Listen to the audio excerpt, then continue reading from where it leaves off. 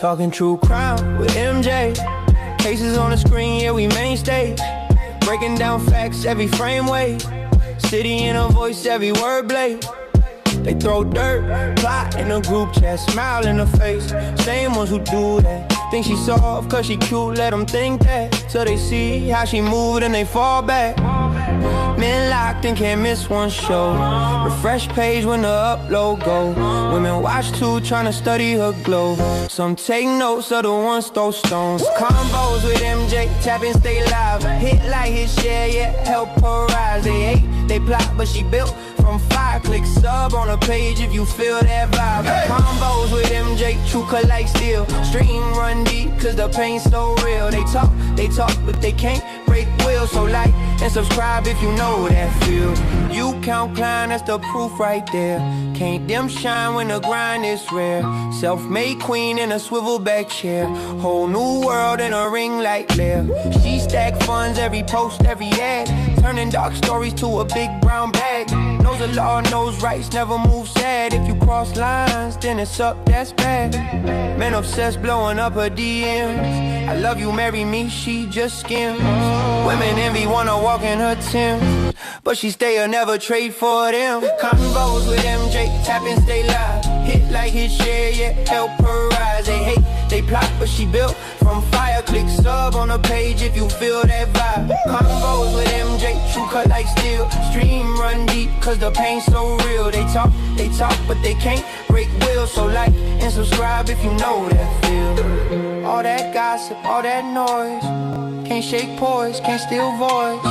Can't stay clean, mind stay sharp. Heart stay strong in the deepest dark. Convos with MJ, tap and stay live. Hit like his share, yeah, help her rise. They hate, they plot, but she built from fire. Click sub on the page if you feel that vibe. Convos with MJ, true cut like steel. Stream run deep, cause the pain's so real. They talk, but they can't break will. So like and subscribe, let the fam all build.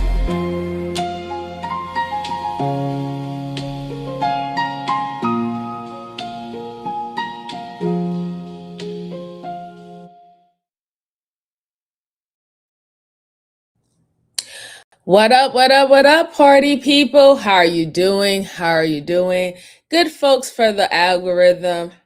It's your girl MJ, and I'm back. I'm back with 3 new cases.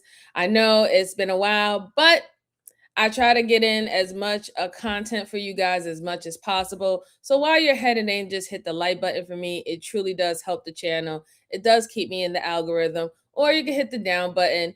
Either way, it still helps the channel. And then also share this out to anyone who likes this type of immersive conversation, going over old cases, cold cases, new cases, current cases, you name it, we got it here, right? And I've been traveling all day. This was supposed to be the day that I, kind of rest, but I couldn't. I had to actually travel like 2 hours, and I had to go get my dress uniform because I have a funeral to participate in next week. So I wanted to make sure my dress blues was, up to par and up to code. If you know, right? So I want to just say shout out to the first one who came in, Miss J. Hola, mami. Que lo que. It's good to see you this Saturday. I'm glad for you to be here. I know that this is not my normal time. Not my normal time. I'm a little late, but it is what it is. I'm glad that we're here. We're glad that we're here. And let's see, who else do we have in here? So far, so good. Nobody else has dropped down and said hi, but hi to you anyway, and hit that like button while you're coming in. I truly appreciate it.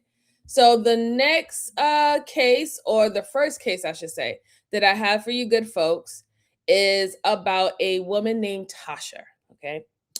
A woman named Tasha, she realized that she might be going to prison forever. Now, this is the first time I'm actually reviewing this case. I don't know what she's going to prison for. So we're going to find this out together. So let me go ahead and pull up my screen and we can get into it. All right. And sorry for anyone who was getting used to the landscape.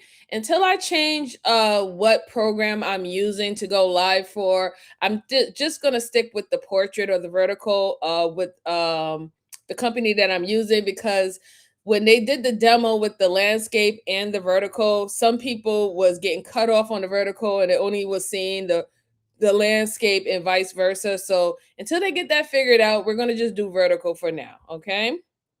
Go ahead and let me pull up my screen. Let's see. All right. I hope you guys can see it. And here we go. And then suddenly hung up. Officers were immediately dispatched to the address. Police would knock on the door of 61-year-old Judy Herbert's home, and her 39-year-old daughter, Tasha Stewart, would answer the door. Tasha claimed that her fire alarm had gone off because she was replacing the batteries, and that was the reason for the call. She agreed to let the officer look around the home, but only after she had time to secure her dogs. While the officer waited outside, a neighbor approached him and told him that he had heard 2 gunshots before the officer arrived. He also told the officer that Tasha's 7-year-old daughter lived in the home as well. As soon as the officer heard this, he forced his way into the home, and he found Judy's body lying in the hallway. A firearm and a hatchet were located on the ground near the body. Tasha was immediately detained and brought in for interrogation. Hey Tasha, I'm Detective Gregory. I'm going to try to interview you here. Are you married? I think so. Think so? My husband left me on Monday. But he didn't divorce you, he just left. You're not sure at this point? I don't know. It sounds like there's been some things going on in the house for a little while now. Yeah. Okay. Do you understand what the purpose of the interview is today? I don't know what I did. I don't know. Okay. It's basically to find out what happened at the house today. Okay. Okay. How come you didn't want to live at your mom's house? She was always mean to me and saying bad things to me. So let's go to today. Okay. Tell me about what happened when you got up this morning. She got me up this morning. I don't know what time. Your mom? Yeah, my mom did. She was yelling at me because she found a $61 or $62 charge on her debit card that he had done. She kept talking. She was talking about it yesterday. She was so drunk yesterday. So you were having an argument with your mom. Your mom was mad at you over some money. I wasn't arguing with her. I was trying to get her to calm down. Okay. So what happened next? She just kept arguing with me and going back and forth between her office and the garage, because that's where we smoke. It's in the garage. Ranting and raving about the effing money being gone, and now she's effing broke and blah, blah, blah. Tasha refused to work, and she would rather spend her days doing whatever she wanted to do. She also enjoyed smoking crack. For Tasha to continue her lifestyle, she would move in with her mother. Just days before the shooting, her mother noticed that Tasha had used her debit card without asking, and she refused to pay her back. And I was trying to stay away from her, because when she's angry like that, you either leave or you hide. So I'm starting to understand what this whole process is going on. This is a woman who is an addict of some form. She takes drugs. She is not able to, financially take care of herself. So she moved back with her mom. Her mom have certain rules. You got to stop doing drugs. You got to do something, be productive, try to get a little job, even like a half, like a part-time job, just do something. And she doesn't want to do it. And we can probably say that that's also a part because she's under drugs, that she just more about, let me go get the drugs and continue on the habit.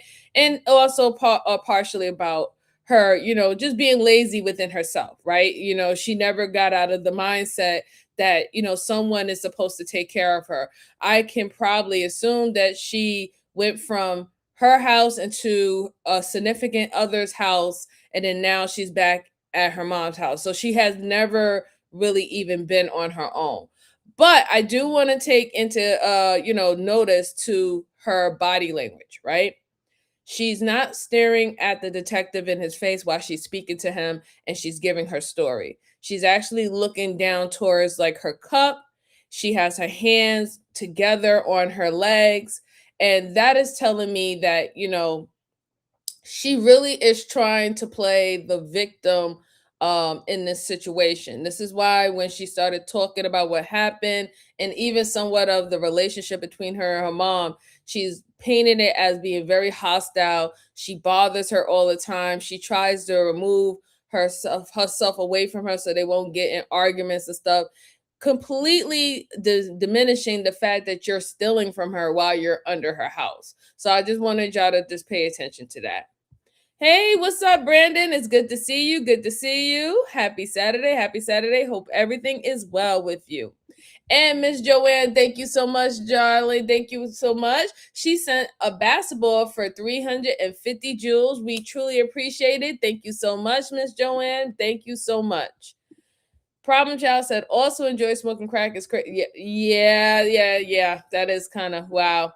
Hey, Moa, how are you? Happy Saturday. Happy Saturday. I hope everything's well with you, sir. Hope everything is well. And we have Sweetheart. She sent flowers for 30 jewels. Thank you so much, Sweetheart. I truly, truly appreciate you.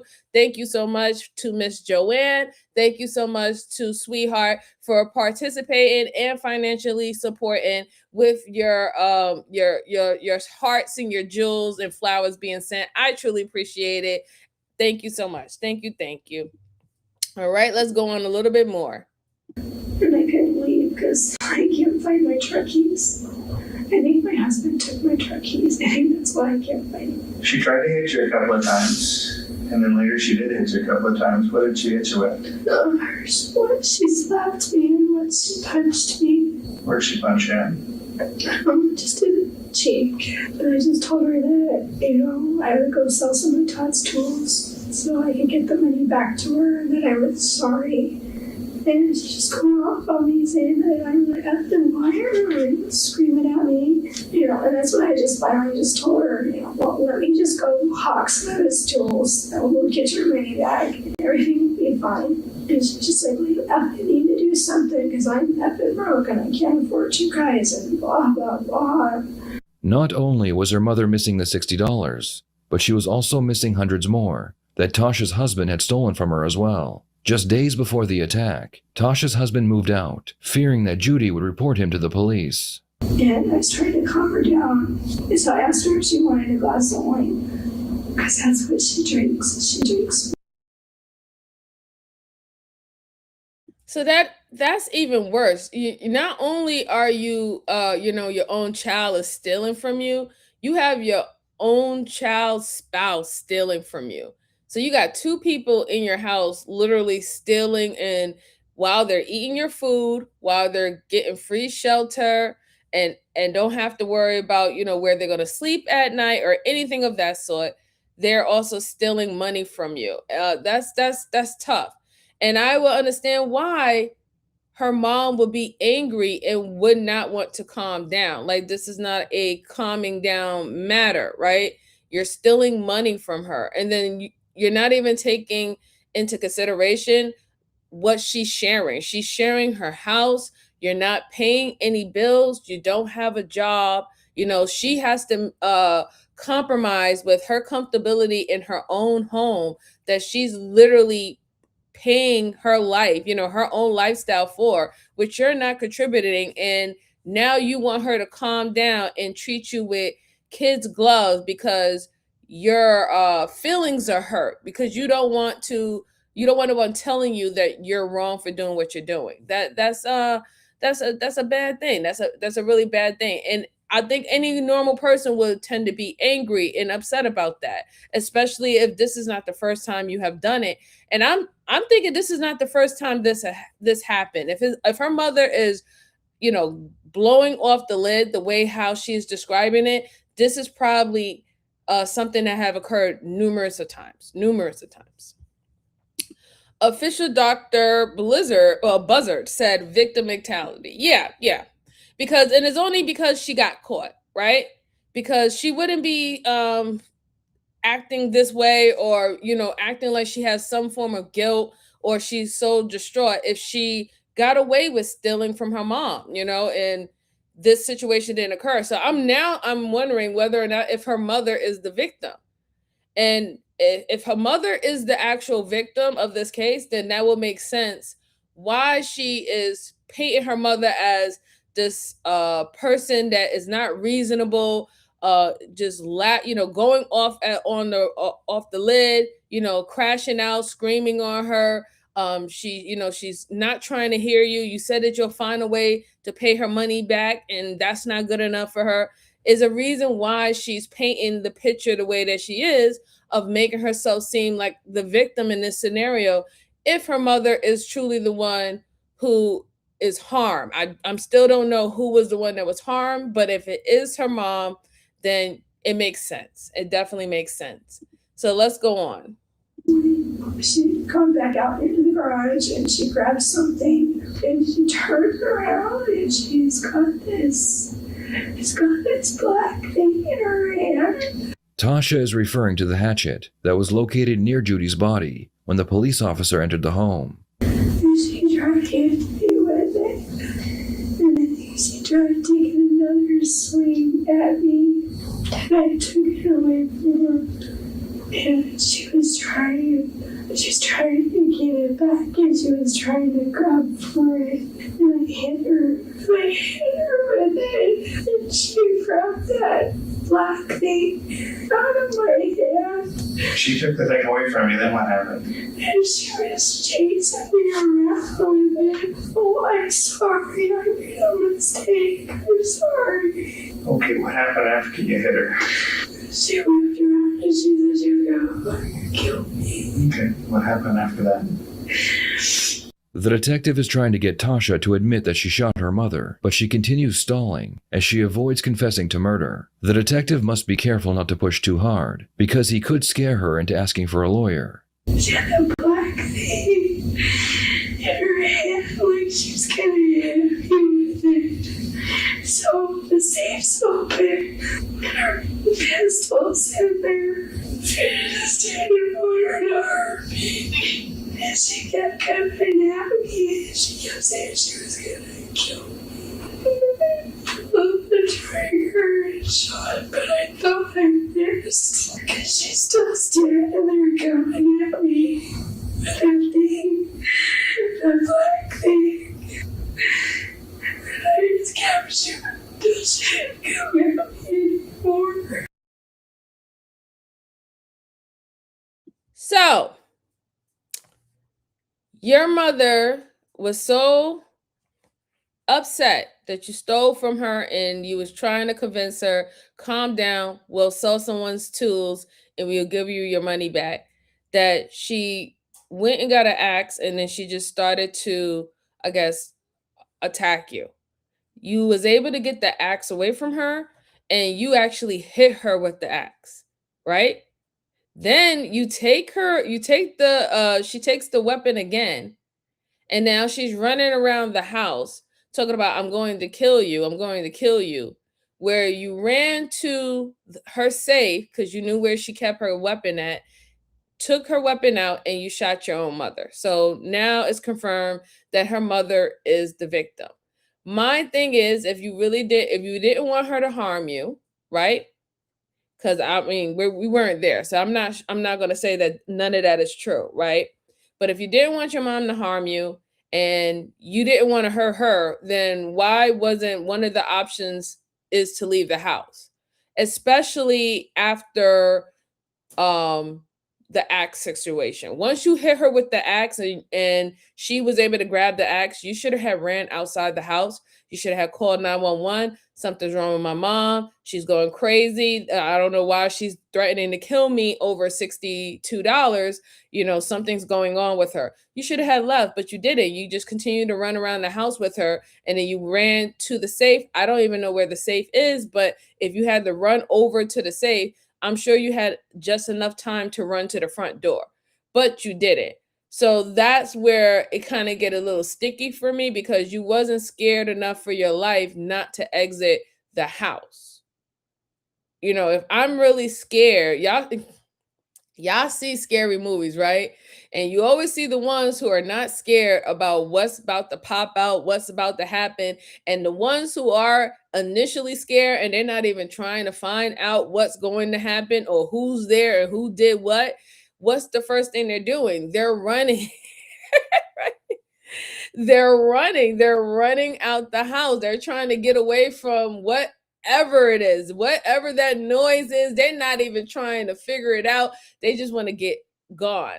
She didn't do that. She didn't do that. In fact, she kept the madness going on.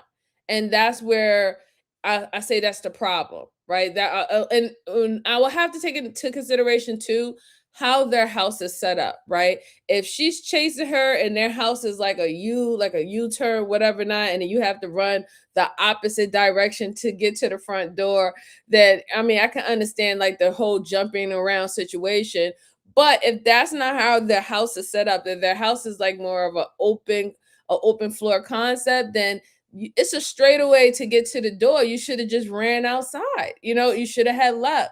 Go to the neighbor's house, call 911, because the whole picture that you're trying to create about your mother is that, she pretty much just went crazy, right? She didn't look at you as her daughter or anything. She looked at you as a complete stranger, and she just wanted you out her house at that time. And then because y'all got into a fight, she was willing to harm you and kill you. You know what I'm saying? And this is what you're telling the detectives. So where's the other option? Where was the other options, and why we're not hearing it in your story? Your go-to option was just to shoot her. And I want y'all to also pay attention to, again, back to her body language, right? She is now in a fetal position in the chair. She has her legs all the way up to her chest, and she's looking down and she's talking within her thighs, explaining the story. She has went back to a childlike mentality of a child doing something wrong, and now they're being punished behind it, right? And it's like, I didn't mean to do it. It wasn't me. I really didn't mean to do it. I had no other choice. That's what she's doing. And that is the tactic that she is using to explain the story to the detective, that she had no other choice than to shoot her mom. I'm sorry, that doesn't cut it for me. Because if you had to go into the safe to go get a gun to shoot your mom, and all you had to do was run out the house, if it really was, if going by her story or her recollection of the story, then you didn't have to. You really didn't have to. Official Dr. Buzzer said, option 1, create distant, leave the house. Right, exactly. Option 2, call 911. Yes, I agree. None of those things happen. Brandon Jones said option 3, should have never stole from your mom. That's true, Brandon. That is definitely true. That is true. Like, that should have been like option 0, right? The first thing first.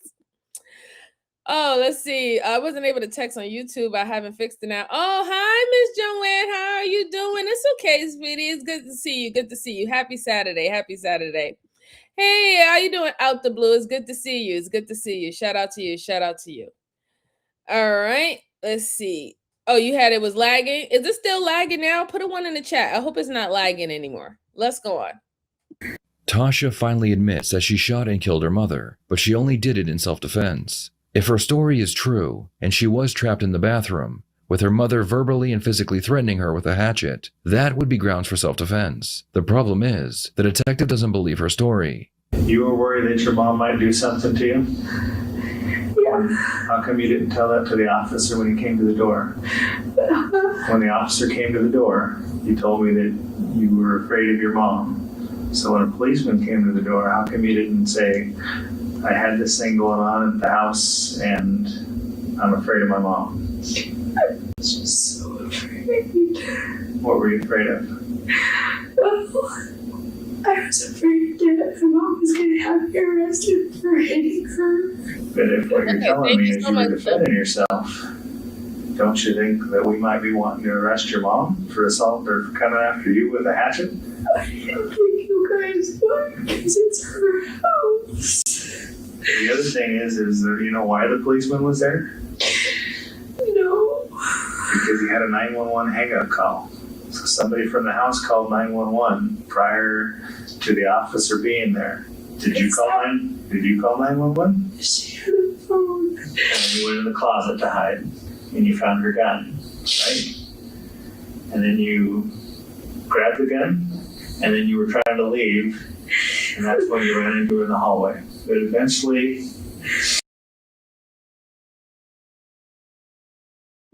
now I'm a little confused because didn't they just say that she was in the bathroom with the axe and locked in, you know? So if that's the story, if she was in the bathroom locked in and her mother was preventing her to leave and threatening her life, then how did she even get out of the bathroom enough to get to the room or the closet where I guess her mother has the safe for the gun? Like how did that transition into that? Because if your mom is going crazy and she's threatening your life and she's trying to break down the door and everything of that sort, then I would hear in your story that you had to fight your way out of the bathroom and then you ran into the other room and then you hid in the closet and she tried to get into that, and from there you saw the gun and then she wouldn't let you leave and you shot her, right? That's what I would hear, but I'm not hearing that in her story. It went from the mom just out of nowhere just went and got a axe and told you to get out her house or something like that. You're fighting with her over the axe. You grab the axe from her. You hit her with the axe. Somehow, some way, she's able to get the axe again. And then she's running around the house saying that I'm going to kill you. And then now all of a sudden you find her weapon in her safe in a closet and you shoot her. That's her whole story, but it doesn't necessarily make sense. It doesn't make sense at all. So you know how I say over here, if it doesn't make sense, is most of the time is not true. She's leaving out a lot of details. I love the fact that the detective said that when the police officers was on scene, she made no mention or reference of her actually fearing for her life, right, per se, right? She made no mention of her mom pretty much holding her hostage into the bathroom where she couldn't even leave. She didn't say anything of that. So how did you get the gun? How did you get the gun? I'm still trying to figure out that transition into going into the closet and getting the gun. Or maybe that transition or the gun being in the closet is not true. What if the gun was already taken out the safe and she knew where the gun was going to be at? And I think that's where the detectives is trying to lead into and find out whether or not if that's the case, that the gun was already taken out the safe and placed somewhere where she knew where to run to get it, and to see whether or not if this was a setup to to pretty much kill her mom, and make it seem like it was self-defense. Who knows? But we'll see. We'll see. Let's see. Official said that, and the Oscar goes to no one. Right. Right. Sweetheart says she is straight lying. Yeah, I believe she's lying too. Yes, absolutely. Miss J said liar. Right. I agree. Yeah. It doesn't make sense. It really doesn't seem like it makes sense at all. Hey, Lark, how are you? Happy Saturday. Happy Saturday. It's good to see you, sir. Good to see you. All right, let's go on. You shot the gun and your mom fell down, and then the police came to the door. So what did you tell the officer when he asked you if there was any problems? I already told him no. Even though you knew that, one, you're afraid of your mom, and two, you think your mom is down because you hit her, or maybe something else. I was just trying to get him to go away. Tasha claims that the reason she wasn't being honest with the police officer when he knocked on her door was because her mother had told her that if she ever called the cops, it would be the last thing she ever did. Yeah, she actually thinks the detective is going to buy this. Were you worried that your mom might be hurt bad enough she might need help? I don't know. I was afraid to look at her. The question is why wouldn't you tell the officer that you're afraid your mom's going to hurt you? The police are right there for that purpose. Because I didn't think he was going to believe me and she was going to get me all up to jail. Good news. I get to go. You can get a smoke if you want. We can go outside and you can have a smoke.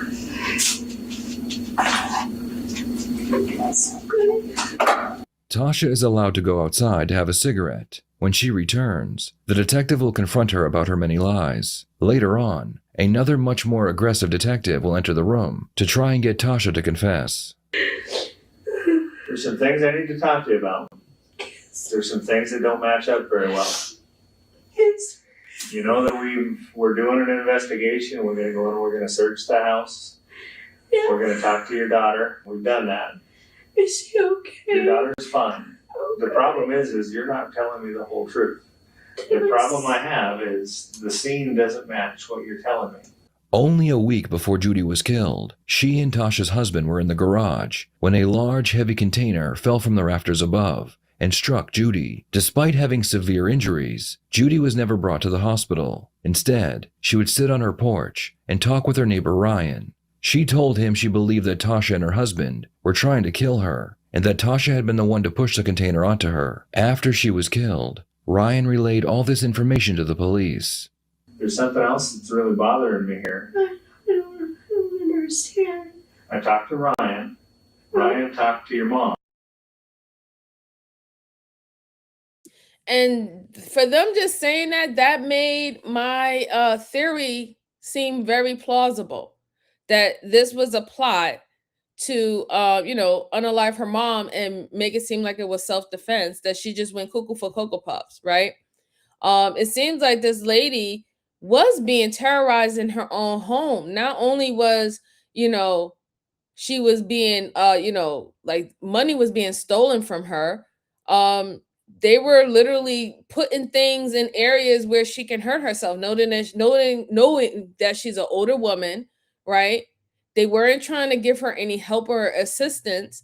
And it makes a good point too, that when the police officers came on the scene, you didn't call you did call 911, but it was a 911 phone call that was hung up. So they went to go do a wellness check anyway. Once you get a 911 call, they start to pin your location. But within there, you didn't say, listen, something's going on with my mom. I had to defend myself. Can you come help me and see if she's okay? I know that she's bleeding. I don't know. She's not responding. Nothing. It was no trying to render aid to your mom. And I can understand why, if you're saying that your whole case is self-defense, the first thing you're not going to do is try to help the person who is trying to harm you. So I can kind of understand that, right? But if you don't really believe that your mom was right in the head, let's say you really think that your mom was just literally like crashing out, having a mental episode or anything of that sort, you would be like, oh my God, let me help my mom. You know what I'm saying? Let me, I shot her. Let me at least hold down, put pressure on the wound, or, you know what I'm saying? And while we're calling 911, and then to also hear that she has a child, and it seemed like her whole family was in the house, not only just her and the child's father, the child was in the house too. So, I mean, I'm sure they probably interviewed the children as well, if they was able to hear anything that would happen. But so far, it does seem like what Miss J have said. It does seem like elder abuse. It really does.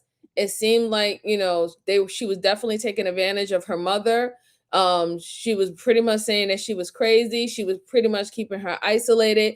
They were both terrorizing her in the house and also stealing from her. So even with the neighbor now giving that information to the police officers, that before she died, she was fearing for her life. She was fearing that her own daughter was trying to take her out with her mate.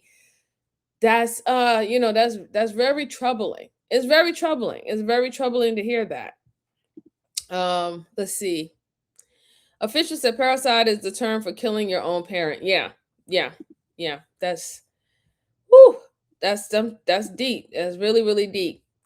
But let's go on. We have the good cop, bad cop scenario going on. She has already admitted that she did shoot her mom. They wanted that. They needed that confirmation loud and clear that she was the one who pulled the trigger, right?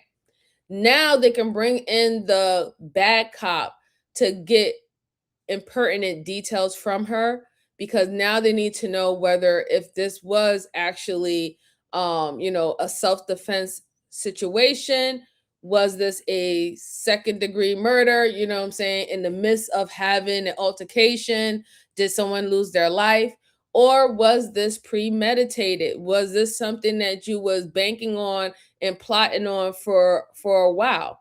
So you have to bring in that element of aggression to get certain things out of people. You don't want to bring them in too soon.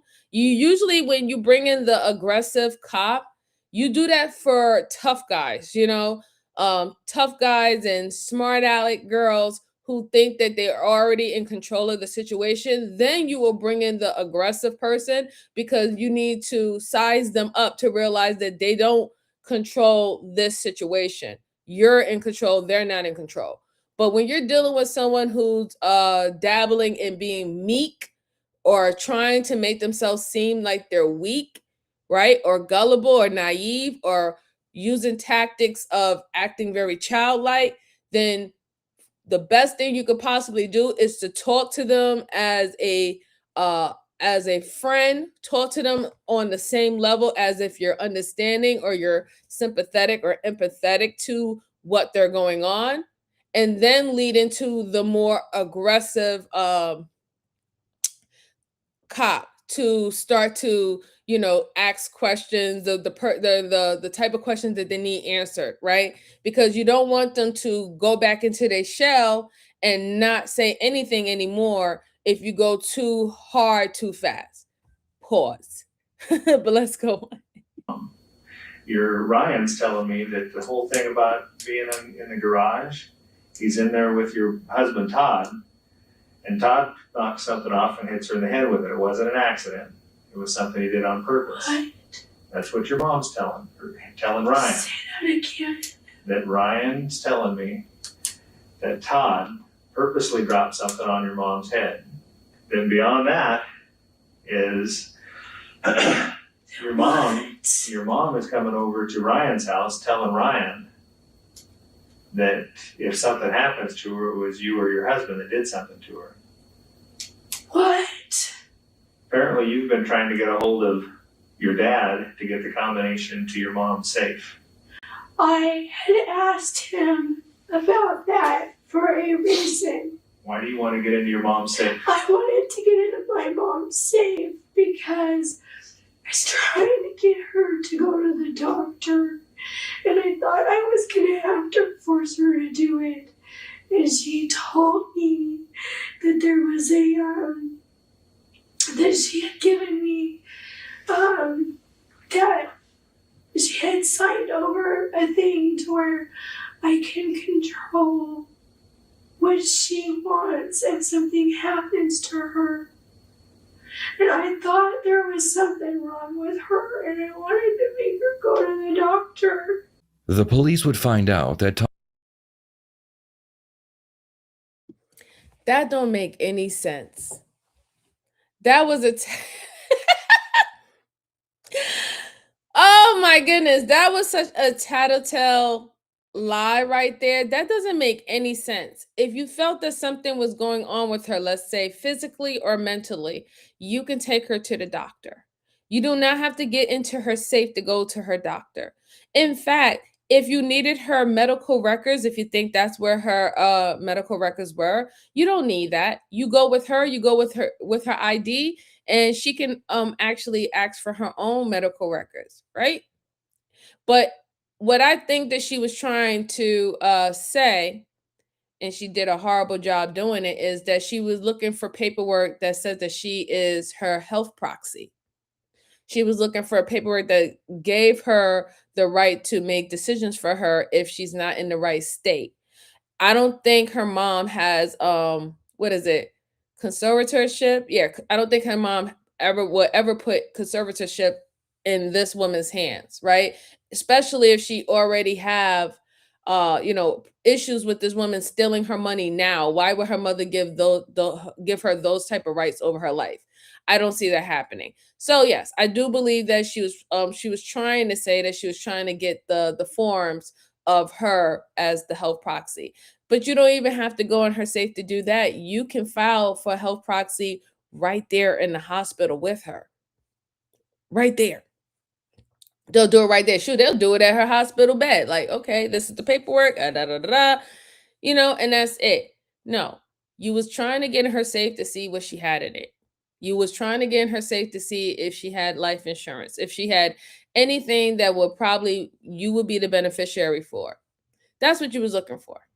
That's exactly why you was calling your dad, trying to get that password or whatever her code is for her safe. But you don't want to you don't want to say that. You don't want to say the truth. You think that these detectives don't know that you can do all that in the hospital? If she doesn't have the form in the house, you can do it in the hospital. If she's having an emergency situation, you're the next of kin. You're there with her. They're going to leave with you. They're going to be like, hey, what do you want us to do? A, B, C, and D. It's sad. It's really, really sad. Official said that was a super pause. Yeah. Yes, yes, Miss Jalen, I had to say pause. I did have to say pause. Liar. Yeah, liar. Yeah, it is horrible, Brandon. It's really horrible. But let's go on. Let's hear what else they have to say. Tasha had secretly set up a camera in her mother's closet that faced her safe. Her goal was to record her mother typing in the PIN number so Tasha could gain access to her mother's money and her personal belongings. The next thing I know is that you had a contact with Bogey, your dad, telling him that your mom is no longer alive and that anything that belongs in that safe belongs to you because your mom's not there anymore. What? That is another conversation that I I've heard about. haven't talked to my dad since this morning. I don't know where that Not this comes morning. from. I'm talking about after the thing was dropped on your mom's head, where she got the cut in her head. The what? When something was dropped on your mom's head in the garage, when Todd dropped that thing on your head, what you're calling as an accident. She told me it was a box of books. That's what they both told me. Another thing that's really bothering me now is that prior to this incident happening with your mom, you went in and had your daughter turn up a movie so she couldn't hear what was going on in the house. Because my mother was screaming at me and I didn't want Shay hearing that. I've had her do that before because I don't want her hearing her Nana screaming at mommy because she says mean things to me. That's not the first time. You can ask my husband if we can find him. You can ask my dad. I'm going to talk to your dad, and when I get a chance, I will talk to your husband as well. But can we go back to this thing that she said about Ryan?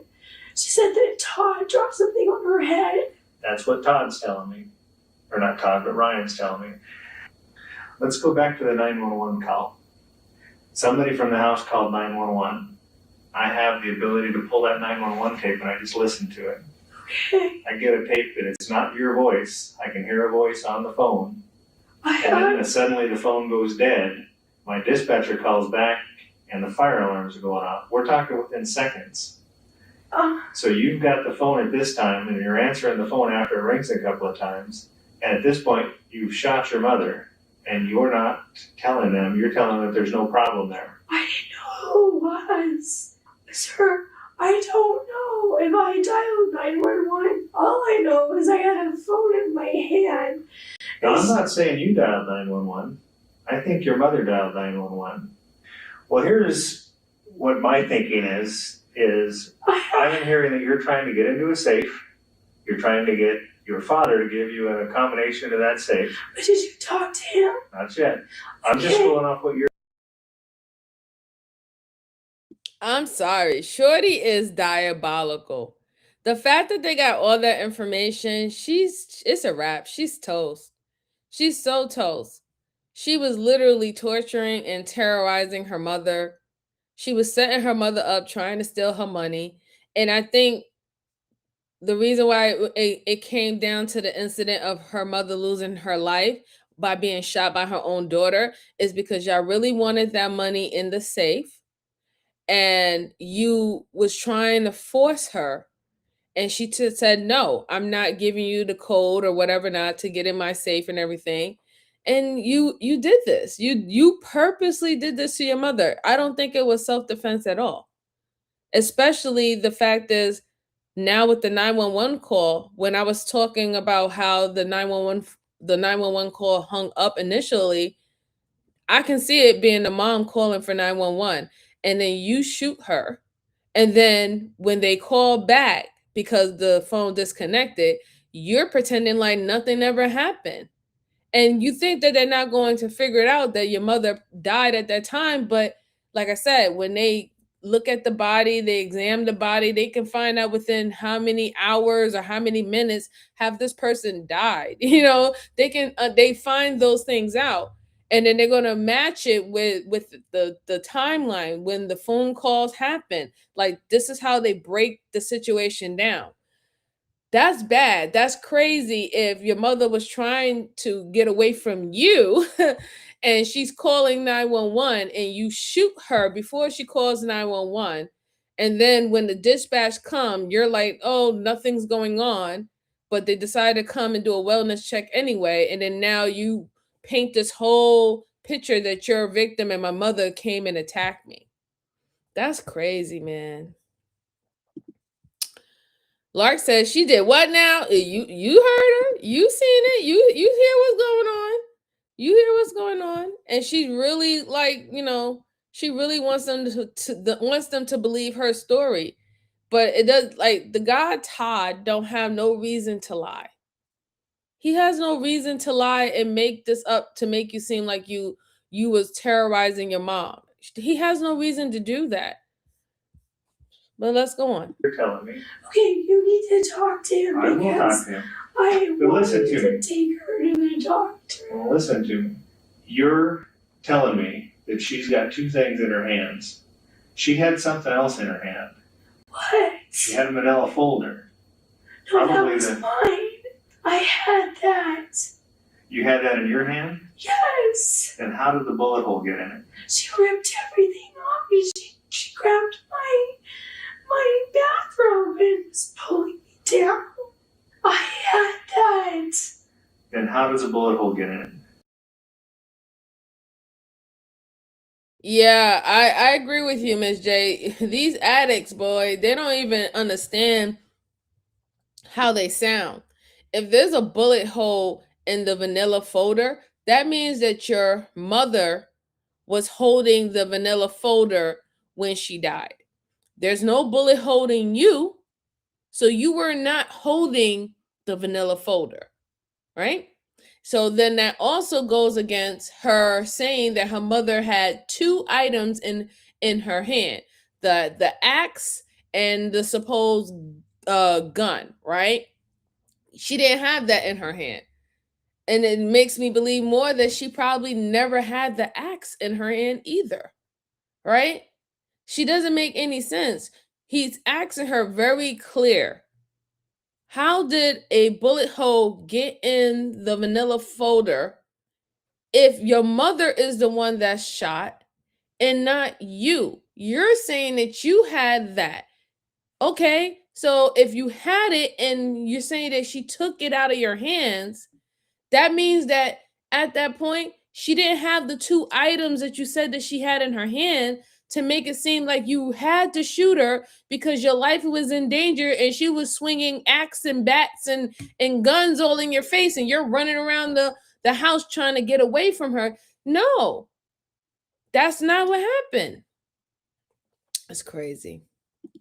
Her voice is annoying me. Yeah, her voice is annoying because she's trying to make herself sound innocent, and she's trying to make herself sound very desperate, and that, she's doing that whining type of talk. So that's why it's like, it sounds like nails on a chalkboard to me, right? A little bit, because she's trying really hard to make the detectives believe that she never meant for anything like this to happen. She never meant to hurt her mom or harm her mom. Her mom needed help. She was having mental issues. And all she's been trying to do is just help her poor mom. But it got to the point where she had to now to defend herself. Man. Miss J said, right, child, like, Yeah, let's go on. I don't know. Was it when she took everything out of me because I had the axe in my stuff in or you said it was an axe, right? I didn't say. Yeah, you did. Okay. Well, you just told me that you had an axe. So where did you get the axe from? The black thing, you said it was an axe or a cleaver. What did you say? I'm going with what you're telling me. I thought that's what you said. Where did this black thing come from? I had it in my hand because I took it away from her. Okay. And she had grabbed me and she was trying to pull me back. And I fell. It started falling and she ripped it out of my hand. Okay, now she's got the axe. And now she has it. Okay, and what does she do with it? She said she's gonna kill me now because I put her on the head. The goal now is to show a jury that what Tasha did was not self-defense. There must be imminent threat of serious bodily harm or death. Deadly force is only justified against deadly force, meaning you can't shoot someone for punching you. The person must be unable to safely disengage and leave the situation. And lastly, most people will lose the right to self-defense if they started the physical confrontation or they escalated a verbal argument into violence. You're telling me that she's coming at you, threatening you, but in her hand. I'm actually very happy that the video essayist broke down the 4 elements that's needed in a self-defense case, because a lot of people do believe that, they can harm people, however they feel like, even though it doesn't match the type of harm that was given to them, right? And they think that that can be excused away. There's many of people who also do believe that they can start altercations with individuals and then now play victim because they're banking on the person being the aggressor. So now it's all, free game at this point, right? It's free game for me to do whatever they want. The reason why that doesn't work is because you can always, in the situation, you have to find a way to exit the situation, right? If there's no other way for you to get out of the situation, then yes, you have to fight, right? But there's a reason why we say flight or fight, right? And normally flight is the first thing that most people want you to do. If you don't want to be in this particular equation, remove yourself. If you can't remove yourself, then you go ahead and you do what you have to do to survive. She has not displayed any of that situation. Like I said, she never tried to run. She didn't even call 911, right? It wasn't even her. She had the axe in her head. She had already hit her mom. So she participated in the domestic violence that was going on in the house. And to their assumption, they believe that she was the initiator as well as the aggressor. So none of the elements falls in her scenario, even though she's trying to say that she was in a self-defense situation against her mom. She didn't know what was going on with her, and everything that she did was within self-defense. And it wasn't. Brandon said this acting is bad, like a Tubi movie. Not a Tubi movie. Hiya, how you doing, Turtle? How you doing, Turtle? Turtle is. How you doing? Happy Saturday. Let's go on. She's got a manila folder that you asked her to go get out of the safe. Yeah, we were gonna take it in the kitchen and look at it. I thought. That's a good line, DJ Green. Shut up, you. Happy Saturday. But it doesn't look like self-defense because you shot her through the manila folder that you asked her to go get. I'm hearing from a third-party source that tells me that you've been trying to get the combination to get into that safe. I only asked for that once, and I wanted to take her to the doctor after that thing fell on her head because there was something wrong with her. One, you're telling me that she's coming at you with a club and a phone. You said. I've got a 911 call. Okay, is that tape on? It's still on. Okay, because you said an axe or something. Tasha, I'm thinking it's a black. I've got a 911 call and probably your mom's voice on the phone saying something about give that to me, or somebody saying give that to me. The phone goes dead. My dispatcher calls back and the fire alarms are going off, which means that you already fired off the shots. Is that why they went off? Yes. It was weird. But you're telling the 911 dispatcher that there's not a problem there. You get a phone call from Ryan. I was scared, sir. Ryan hears 2 rapid fire gunshots and then another one. 2 or 3. I don't know. This is what he's telling me, that that happened. So he calls over there to find out if everything's okay. And I told you what I said to Ryan. And you lied to him. I did. That tells me somebody's trying to cover something up. I was just afraid, and I was trying to get the alarm things to go off. I didn't. Did you think that maybe your mom might need some help? I mean, if this was just some accidental type thing or something like that, don't you think that it was, a time that your mom might need some help? I thought I just knocked her on the head. Okay. A police.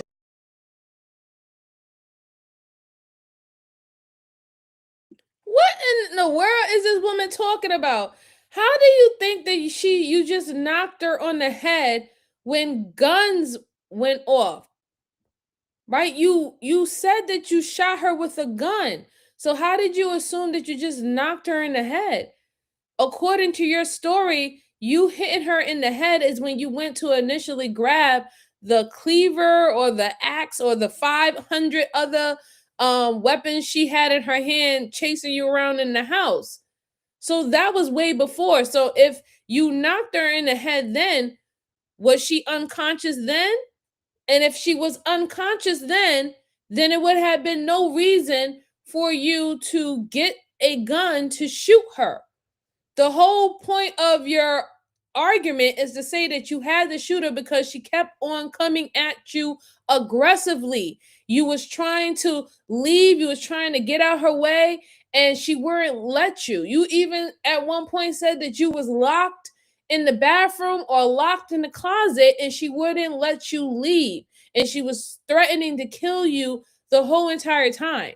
I don't understand how now you're going to say, well, I didn't think I needed it to render any aid and get her any help because, I just thought I hit her in the head. Lady, you shot her. You shot her. That means there's blood. What you mean? What are you talking about? Hit her in the head. Now, I don't know if this has anything to do with the fact that she is a drug addict. That could be a reason why also that she's not getting her story straight. But even more that we hear about the story, it's really sad if you think about it. I'm just thinking about the mom and how terrified she was and probably how hurt and how much stress she was because, this is your child. And you can't even look at your child as your child. You got to look at this grown adult trying to kill you in your own house. And the fact that she had that feeling that her own daughter was trying to take her life literally a week before, that she had to let her neighbors know, if anything happens to me, my daughter did it. That's a sad state. That is a very sad state to be in. I want people to start picturing how that feels. And you can see and kind of feel what exactly how that victim was feeling within that moment. It's bad enough that she can't even tell her own tale because she's not here to tell it anymore. Someone comes to your door. You said that you walk in the house and you see your mom moving, so you're afraid. You saw her foot move. I saw her foot. I told you. When he came to the door, I told him that everything was okay. I just wanted him to go away because I was afraid that if she got back up and saw him, that she was going to have me arrested for hitting her. When you do things like that, it makes guys like me think that you're trying to hide something. I'm not trying to hide anything. Okay, what was your plans at that point? At what point? The point that Brian's calling you and he's telling you that what he's hearing and you are telling him that there's no problem in there. What are you going to do? I'm just trying to get everybody off the phone so I could shut the alarms off. Because I couldn't think. It was making my head worse. My head was spinning and I didn't know what to do. So then Tanya calls you. Right after Ryan called, all the alarms. And you tell Tanya that there's no problem. Then a policeman comes to the door. You tell the policeman there's no problem. Now, if all this time you're afraid of your mom, you're afraid your mom's going to hurt you. Okay, I just wanted the alarms to go off so I could wait for her to wake up. Tasha claims that despite attacking her mother with a hatchet and then shooting her 3 times, the reason she lied to the police was because she was waiting for her mother to wake up. That seems like a reasonable explanation. There are so many things that make it look like it's even something that you had planned out. Not her shooting her 3 times. God, Oh my God. I would never kill my mama. I should have But you understand what I'm seeing here.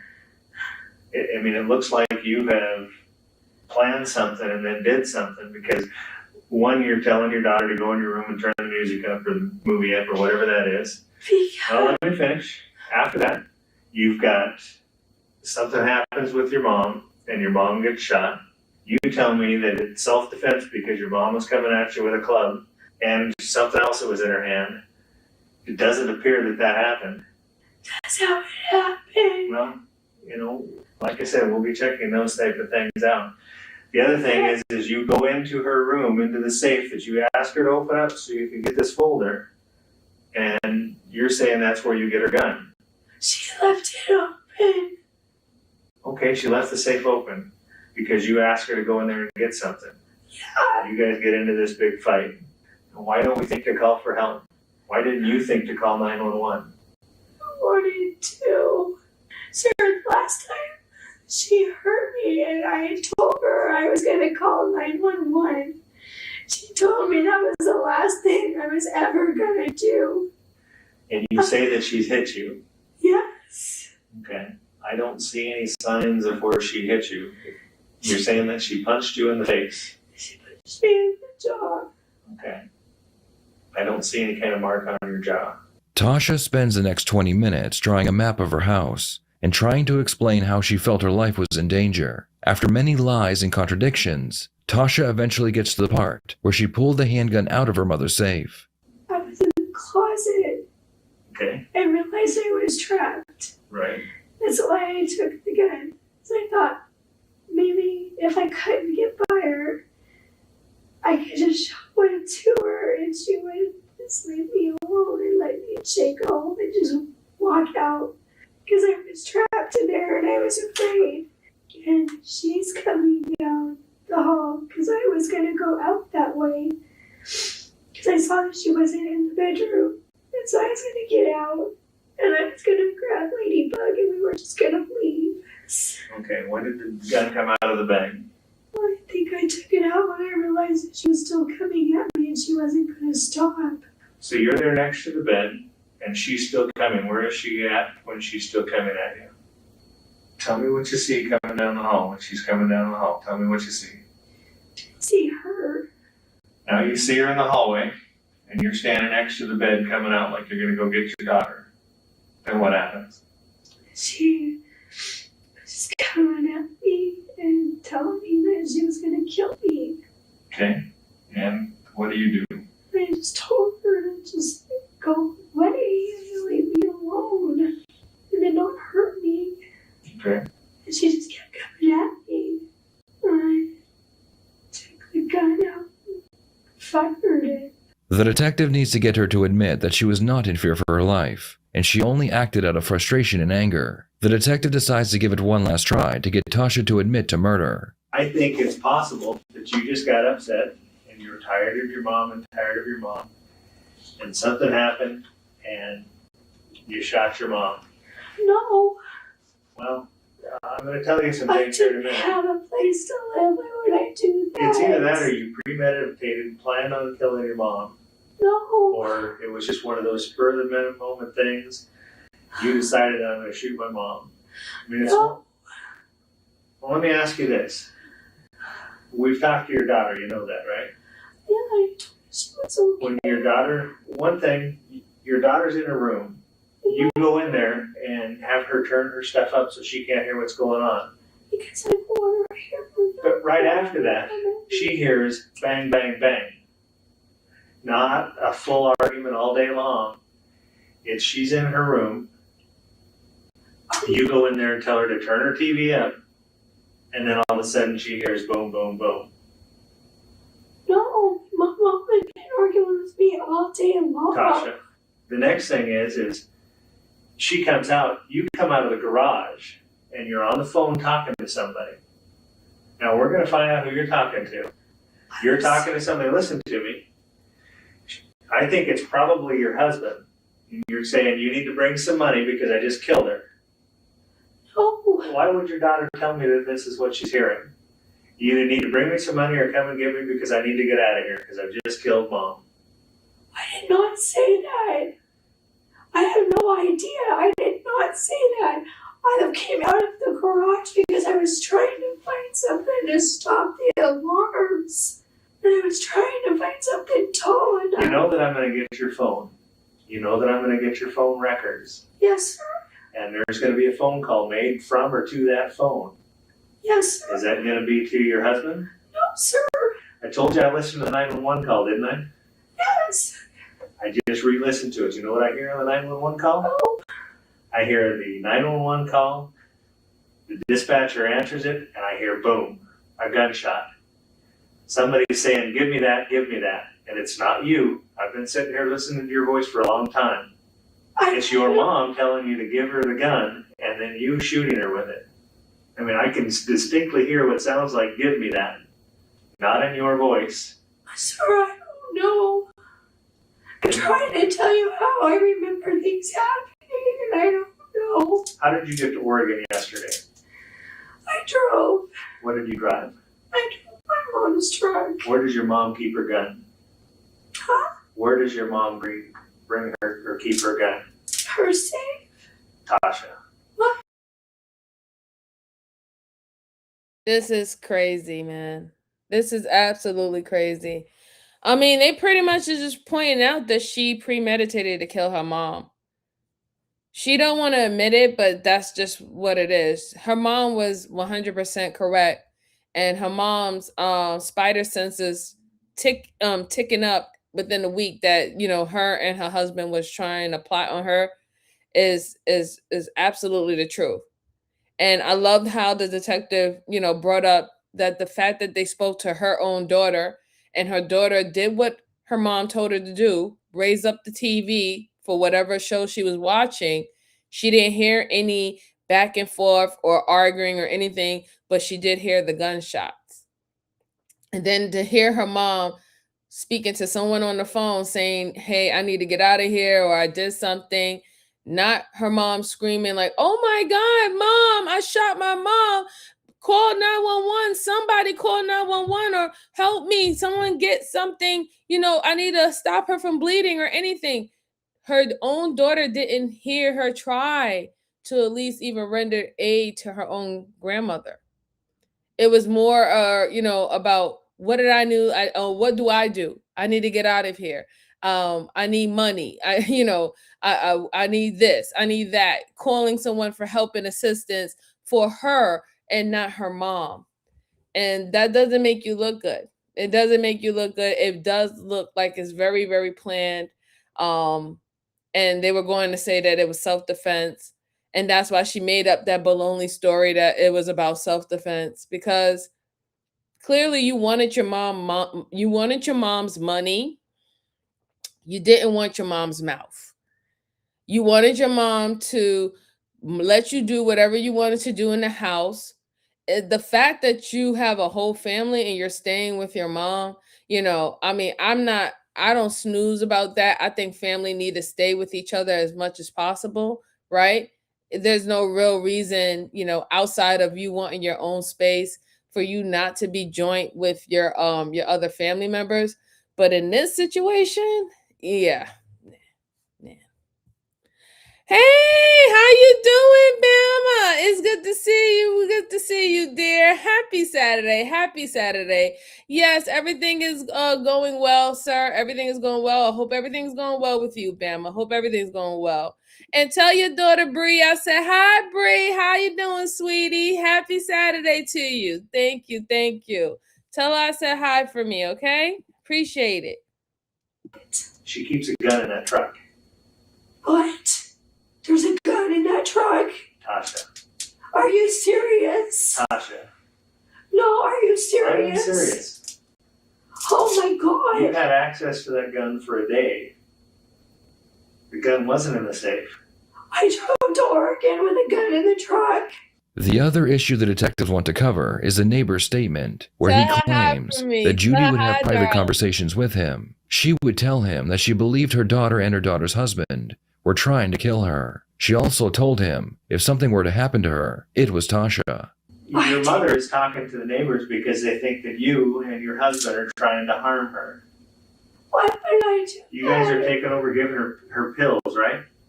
Taking what? You're giving her medication, right? No. Well, you're giving her medication that's got the labels scraped off of it. No. Either you or your husband. No. I'm hearing that from both of your neighbors. What? I think that what's happened here is that you've gotten upset with your mom and you're tired of your mom. I believe that your mom has hit you in the past. I think that you end up moving back here and there's more problems and that you just made a plan. It appears to me that she had some stuff inside of a safe and you wanted to get in the safe. You're asking, your dad's right here. I'm going to go talk to him. You're calling looking for a safe or for a combination of that safe. Because I wanted to make her go to the doctor. Why is your daughter saying that you stole money out of the safe? Why would she tell me something like that? I didn't take anything out of that safe but my mom's gun. Let me ask you this. You're looking at it.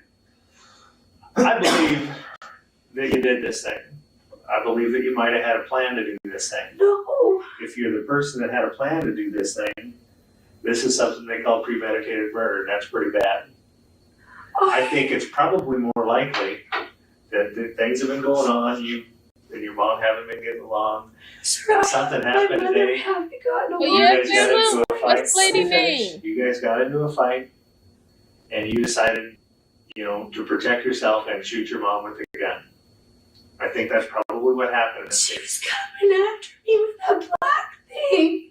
You know what I find even a little bit disturbing is every time I talk about the fact that you killed her, it always goes back to the money. It's like you're even trying to avoid the fact that happened. The fact is, it happened. I know, I can't believe I hurt somebody, okay? You did more than hurt somebody. I'm sorry, I don't know. Don't worry about that, Mama. Don't worry about it. I just wanted to know. You had the gun before you went into that room. Sir, Because listen to me. You're saying, I got that gun out of the safe. no, you didn't. Yes, I did. You just told me you didn't see anything else in that safe. There What was else a is bag in in there? that safe. There's 3 guns that we can see in that safe. Where?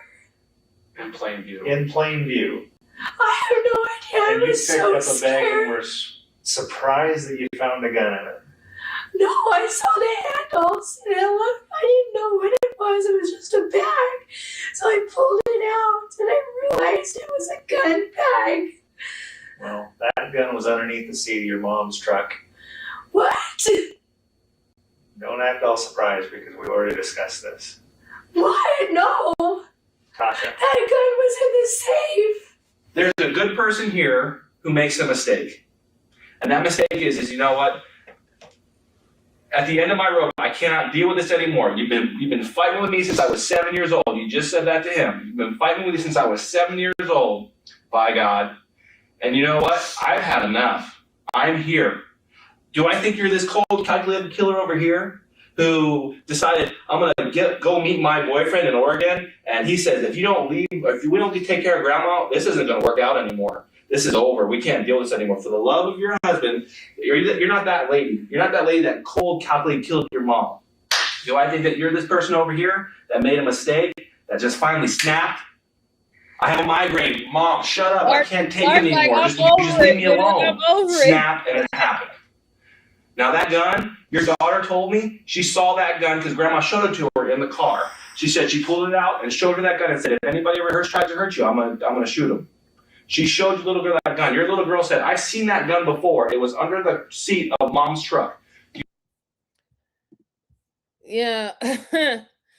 Yeah, I'm with you, Lark. They need to just go ahead and charge her for premeditated murder. The fact that she admitted herself that she had her mother's truck the day prior, now knowing that the mom kept that gun inside her truck under the seat. I'm sure she knew that that gun was inside the truck under her seat. That means she went in with the gun. Again, her story about her mom having 300 weapons coming at her, that's like completely thrown out the window. You came inside into the house with the gun. Now I'm assuming that you came in and you showed the gun and you forced your mom to open up her safe. You was sick and tired of you going around trying to get the combination. You try to do the video situation where you can watch her put in the code and you can mimic it later on, and that didn't work. And at this point, you really wanted the money. So you went in that house and you went in that house with the gun. And I believe that you forced your mom to open up the safe at gunpoint. You went and you grabbed the vanilla folder and stuff, and she was sitting up there convincing you, telling you to stop, put the gun down, and to give me my stuff, and you shot her. That's what I truly believe. I truly believe that's exactly how it happened. You came in there already in your mind that you was going to do that. This is why you went, before anything happened with your mom, you went and you told your daughter, hey, stay in your room and turn the volume up. Just stay in your room and turn the volume up. It's that's bad. That's really, really bad. Bama said Corey Russians. Oh, okay. Okay. All right. Thank you. Thank you, Bama, dear. Thank you. I appreciate it. All right, let's finish this out. So, we're already towards the end. She's cooked. There's nothing else to see. Let's just see what she gets. You took that same truck to Oregon. You had access to that firearm. That firearm was not in that safe. Let's stop talking. Stop. That firearm was not in that safe. You're telling us that you grabbed this bag that you don't know what's in it. It has 2 handles. It's just suspicious. You grab this bag with these handles, and then you decide to open it, and there's a gun in it, and then you shoot your mom with it. But that bag wasn't left there. The bag was outside. The bag wasn't in that room. Do you understand what I'm saying to you? There's a lot of issues that we're dealing with. Do I think you're this cold, calculated killer? No. Did you snap? Probably. And what I'm trying to figure out is why all of a sudden are you going to try to say that, and when we're hearing that your little girl's telling us that mommy took money out of the safe to go see daddy, and grandma was mad that you took money out of the safe? Hey, bro, it's good to see you. Little girl's telling us all this stuff. Happy Saturday. And then we listen to the 911 dispatch tape. This is exactly what's on the 911 dispatch tape. Okay? Ring, 911, bang. We know you shot her. You told us you shot her. Okay? She's on the phone with 911. Why? Not because she's chasing you around the house with a hatchet, but because she's trying to protect herself with that hatchet because you got a gun, girl, and you're pointing at her. So she calls 911. And then all of a sudden, bang, you shoot her. And then when they call you back, they call you back, you are not calm, cool, and collective. You're going through some emotional stuff, sister. You're barely keeping it together on that call. And you tell them, I'm just changing the batteries. And then click. Is that what I said?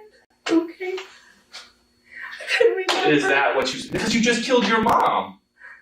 You just shot and killed your mom. And you Thank told you, somebody on the Jalen. phone. Thank you. Everybody go Holy crap, I just shot my mom. Bro. Not Easy channel is a good channel. Bang. I didn't That's know 3. I didn't know I did it. I pulled the trigger 3 times. So here's the problem that I have. If this woman is chasing you with a hatchet around the house, Thank you so much. Shout out to my bro. No Captivity with Freezy with the $20. He said, love you, sis. Share. Thank you so much. I truly appreciate you, bro. Truly, truly appreciate you. As always. Again, everybody, please go and support my brother, No Freezy. He has a great channel. He talks about many different topics. Right now, he's on his series bag right now, and it's really, really good. So if you're into, dabbling into series and talking about things that we need to talk about, and also getting scriptures in the mix of that, go to Freezy channel. He's really good for it. Shout out to you, and thank you so much, bro. I truly appreciate it. Thank you so much. Let's see. Bama said, girl, give it up. You guilty. Right. Exactly, Bama. Thank you. Exactly. Yes, thank him so much. Thank you so much, bro. We appreciate you. Thank you so much for your support. Thank you. She says, I'm going to kill you. You come out of the closet with this bag, which you haven't opened yet. No.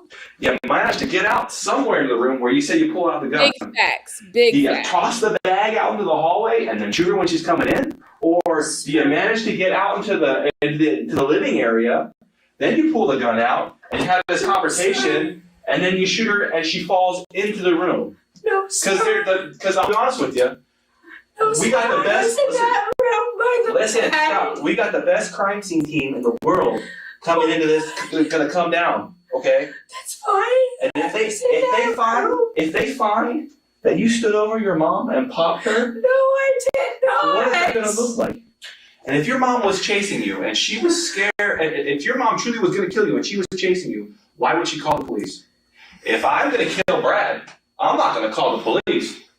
I'm gonna kill him. I don't know. I'm not gonna call 911. Did you call 911? Sir, I don't know. Did you call 911? I don't know. That's what I'm trying to tell you.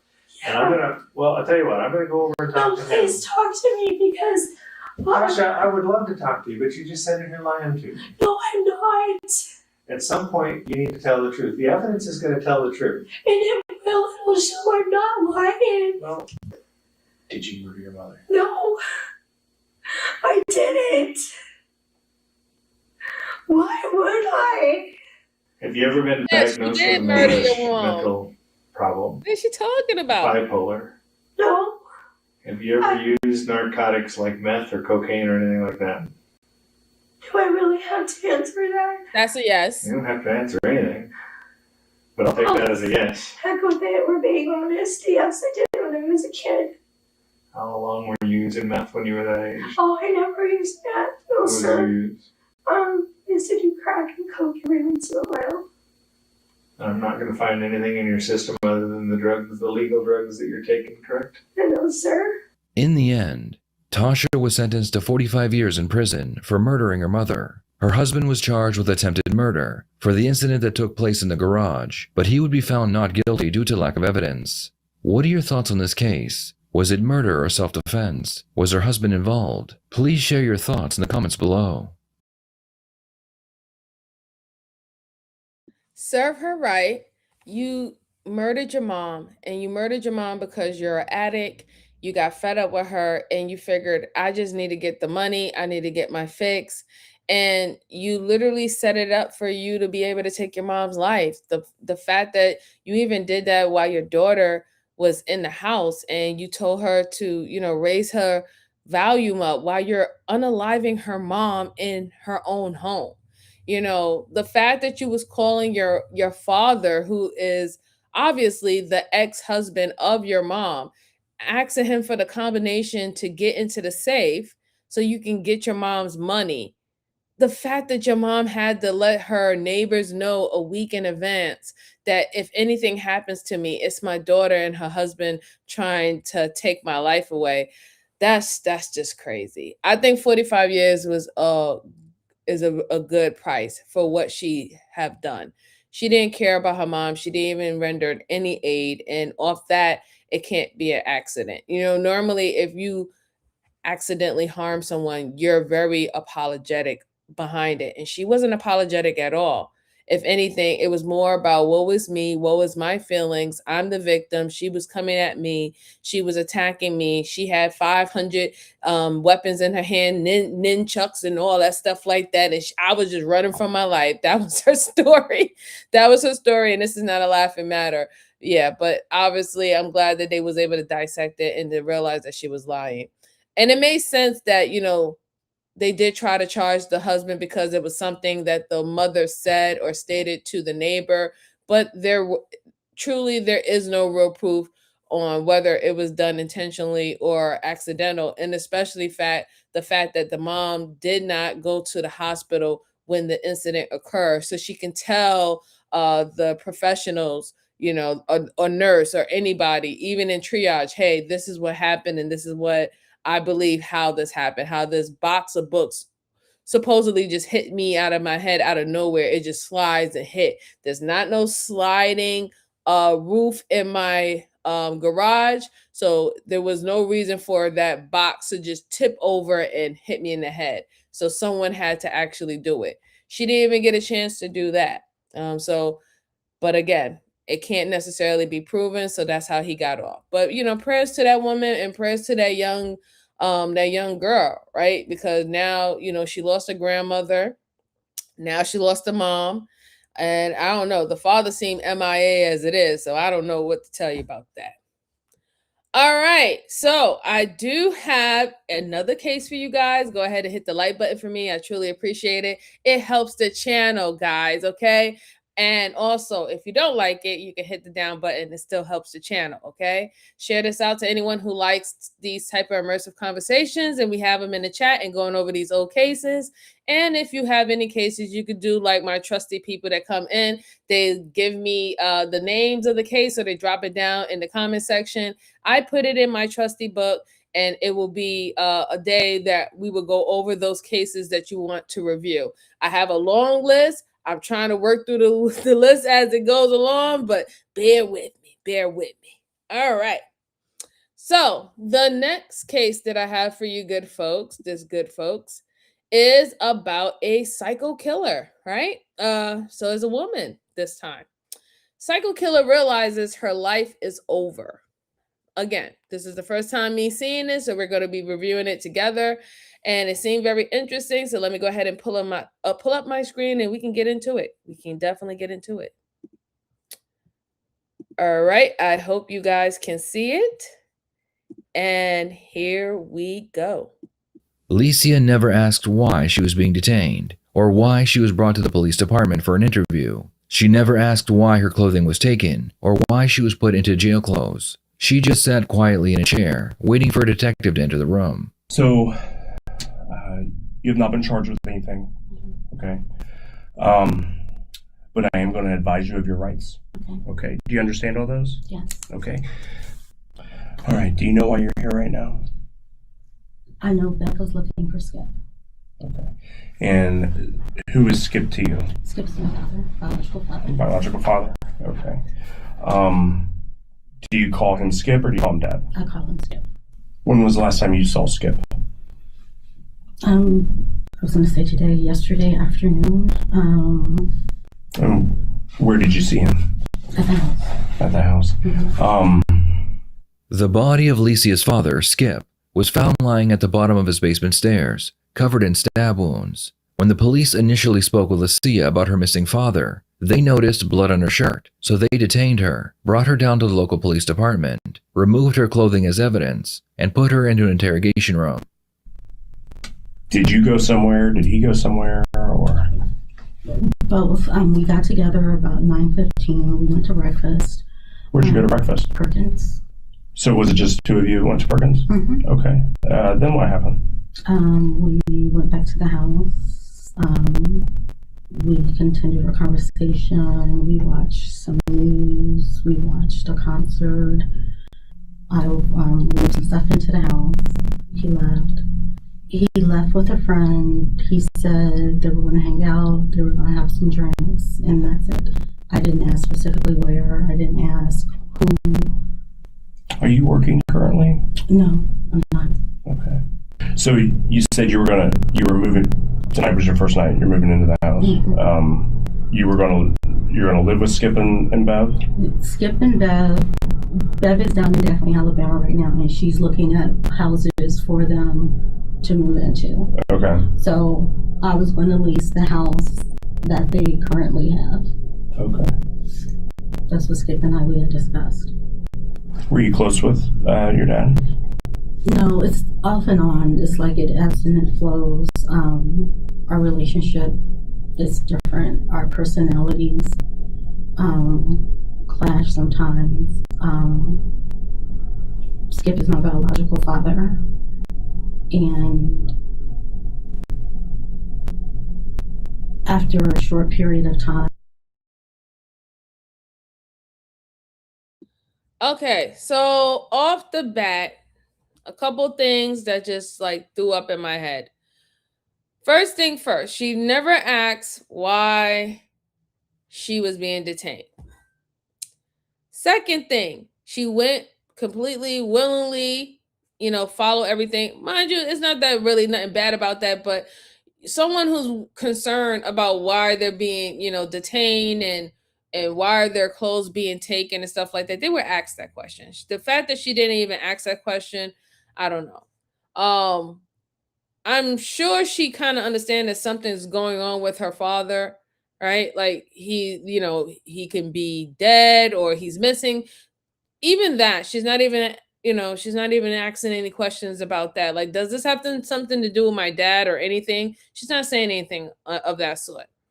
And I don't know how good you guys can see it, but if they said that they detained her because she had blood on her clothes, y'all need to check out her fingers, okay? She has on fake nails. She's missing 5 nails, and it seemed like her nails were freshly done, right? The ones that are still on, but 5 of them are missing. The pointer finger on the right hand and all 4 of these here are missing. She just has the thumbs and I think these on. So something happened, because normally we understand girls, they break their nails, all the time, right? But you usually don't break about like 4 or 5 nails and you just walking around with 4 or 5 nails missing, right? And then normally when they break their nails, they usually put like a Band-Aid over it. So sometimes it hurts, or just because people know that, hey, there's a nail missing, and please don't pay too much attention to that, right? That's usually the go-to what women do. They'll put a Band-Aid over their nails. So she's not, like I said, her nails are showing that something happened, something recently happened. And then I'm also listening to her tone, right? She's discussing her father. She calls her father Skip. Off the bat, that's letting me know that she is not really close to her father. She probably was trying to, get a new relationship with her father or rebuild a new relationship with her father as an adult. But the fact that she called him Skip, I'm going to go under the assumption that he probably wasn't an active father in her life by her growing up to this point. Then I also want to take into consideration of her eyes. I don't know if y'all can see it as well, but her eyes, she's given a blank stare when she's actually telling the story. It's very creepy. The way how she's staring and telling the story, because she doesn't really have any emotions, behind even their relationship per se, right? She doesn't really care about it. She acknowledged him as her father, but she's just saying, oh yeah, I was out. We went out. We had a conversation. We went out to eat. We came back home. We had even more of a conversation. Then he left. Is something very eerie about this. So these are a couple things that I'm getting from her right now. Again, these are just some signs. These signs are not in concrete to say, hey, she did anything, or to say that she is psychotic. But these are things that you need to look at with some people's behavior on certain situations. But let's see. Miss Jalen said, I broke one yesterday. So let's go on. It's like he wants to parade me around, and that's not the relationship I'm trying to have with him. We're both adults, so my goal has always been to work on developing an adult relationship with him. I'm not looking for, quote unquote, a father figure at this point. Again, getting to know him. He's older. I'm older. Licia and her children were living in a hotel room when she contacted her father, looking for a place to live. Detectives believe that Licia's plan was to take over her father's home, so she had begun to move her belongings into the home shortly after her father was killed. Did you see all the blood in the foyer? Yes, I have hurt myself when Skip and I were moving. I tripped over the little entrance thing, so my nose was bleeding, my lip bled a little bit. I popped off a nail because I was grabbing something and lost my footing, and that was it. Popped off more than one nail. So did Bev know that you were moving into the house? I assume so, because Skip and I, we talked about it. See, today is Saturday. And see, this is why it's very disturbing. And like I said, that her conversation is very eerie, because you just told the detectives that the relationship that you wanted with your father was a adult child to parent relationship. You didn't want him to act like the daddy that you never had. You wanted a adult relationship between him. But you felt comfortable enough to call your father and for him to put you and your children up in the house, but this is a complete stranger, right? You hold this ill will to this man because he wasn't there when you was growing up, but you don't have no problem with pulling on heartstrings and utilizing him to put you and your children up within the time need, within your emergency. And I'm not saying that there's anything necessarily bad behind it. I would just say that it's the attempt behind it that is really bad, because it seemed like you're only accepting the fact that you're allowing your father to be in your life is because you want to utilize him, not necessarily because you actually want to have a genuine relationship with him as adults. You know what I'm saying? Yeah, not going back and him, you being daddy's little girl and he's playing with you with Barbies and stuff, like, no, or going to your first cheerleading game. No, you're not going to get that those memories, right? And you're not going to be able to relive those memories that never happened. But if you really wanted to have a true adult relationship with him, I don't even see it. I don't see it at all. You seem like you was in time and need, and you figured, hey, he owes me. He wasn't here when I was a child, so he should put me up. And then it seems also that now that he allowed you to come in his house, or you started, coming to his house often, utilizing his resources, what he had available to give to you, you felt that this is mine. This is what I'm owed. This is what I'm owed. I'm not doing anything wrong. He owes me this. And I also believe that's why she has this type of tone, as why she's speaking about, her father and their relationship, right? She doesn't feel any kind of way. She feels that whatever she was getting from him was owed to her. So it's like, I'm just coming to collect my due, and that's it. And in a way, it's sad. It's really sad, because you have a real opportunity to let bygones be bygones, and actually start fresh and have the type of daughter and daddy relationship, as adults, right? Because there's going to be boundaries there that you're going to have, because y'all wasn't brought up in the same household. He had no dealings with your upbringing, right? So we can understand that though that time is over, but y'all could have really built something new. And I don't see that was her MO. I don't see that was her master plan to begin with. And it's unfortunate too, because dad is only going to do what he think he's capable or able to do. He's like, listen, I can't go back in time and give you the dad that I was supposed to be to you. So yes, if I feel guilty, and I'm going to give you whatever resources I have here, just take it, because that's all I can to give right now. it's a messed up situation for both. But I just keep on keep on referencing how she speak and her tonage in regards to him. Is no emotion behind it. None. And again, she's not even saying anything about her dad.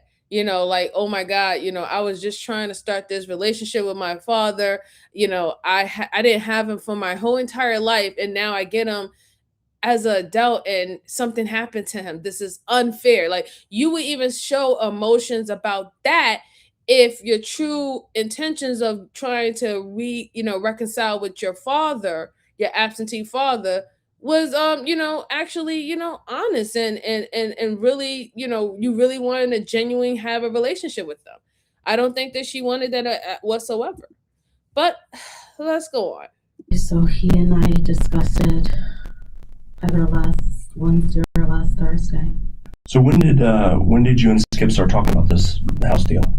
Last Wednesday or last Thursday. Last Wednesday, last Thursday. Mm-hmm. So the first day you reach out, mm-hmm. We're catching up, and I'm letting him know that we can't afford where we are. He was like, "Well, we're looking to move. That is going down to Daphne, Alabama, to find us a place. I'm going to be going. Just come here." So I said, well, he was like, well, just come and stay here. I said, I don't want to just come and stay there for free. I want to pay you guys. I said, I can afford $1,300 a month. It would be $325 a week. And he was like, Lish, that's fine. You don't have to do that. I was like, no, but that's what I want to do. And then we would cover the utilities as well. Okay. The detective is about to let Licia know that her father's body was found inside of his home. According to Licia, this is the first time she's being made aware of her father's death. Skip is dead in the basement of the house. He's been stabbed. Okay. So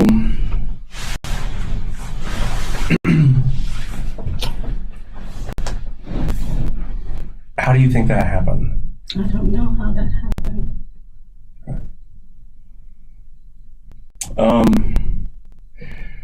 So one of the things that we're going to be doing in this investigation is that we're going to be collecting different types of evidence, stuff like that, and such as DNA evidence. Okay, do you understand what DNA is? Okay, we're going to. So we took your clothing, okay, and your clothing had some blood on it, and we're gonna test it compared to his DNA. Okay. Is there any reason his DNA would be on your clothing? We hugged today. We kissed today. Specifically, blood. No. If his blood was on your clothing, how would that? It wouldn't be. I couldn't answer that. Why did you tell Nina that you cut your leg real bad? Because I do have here, my leg is cut from when I was moving into the storage, taking stuff out of the storage unit. So I do have a cut here real bad. And when I tripped over, when we were moving the box, I did trip and I had fell and I hit my head. So I went down and I was out for a little bit. Where did you hit your head? On the table in the foyer area. Okay. Where on your head did you hit? Here. So the facial area. So you fell down, hit your head, and it knocked you out? Yes. Okay. You don't have any marks or anything on your face? This area, part of my mouth, it was swollen. When Nina saw me, she even mentioned, babe, you're swollen here. I was like, I know. Licia is a terrible liar, and it's very apparent that she made up that story on the spot. The detective is about to become very aggressive with her and accuse her of murdering her father. Did you and Skip have any type of argument today? No.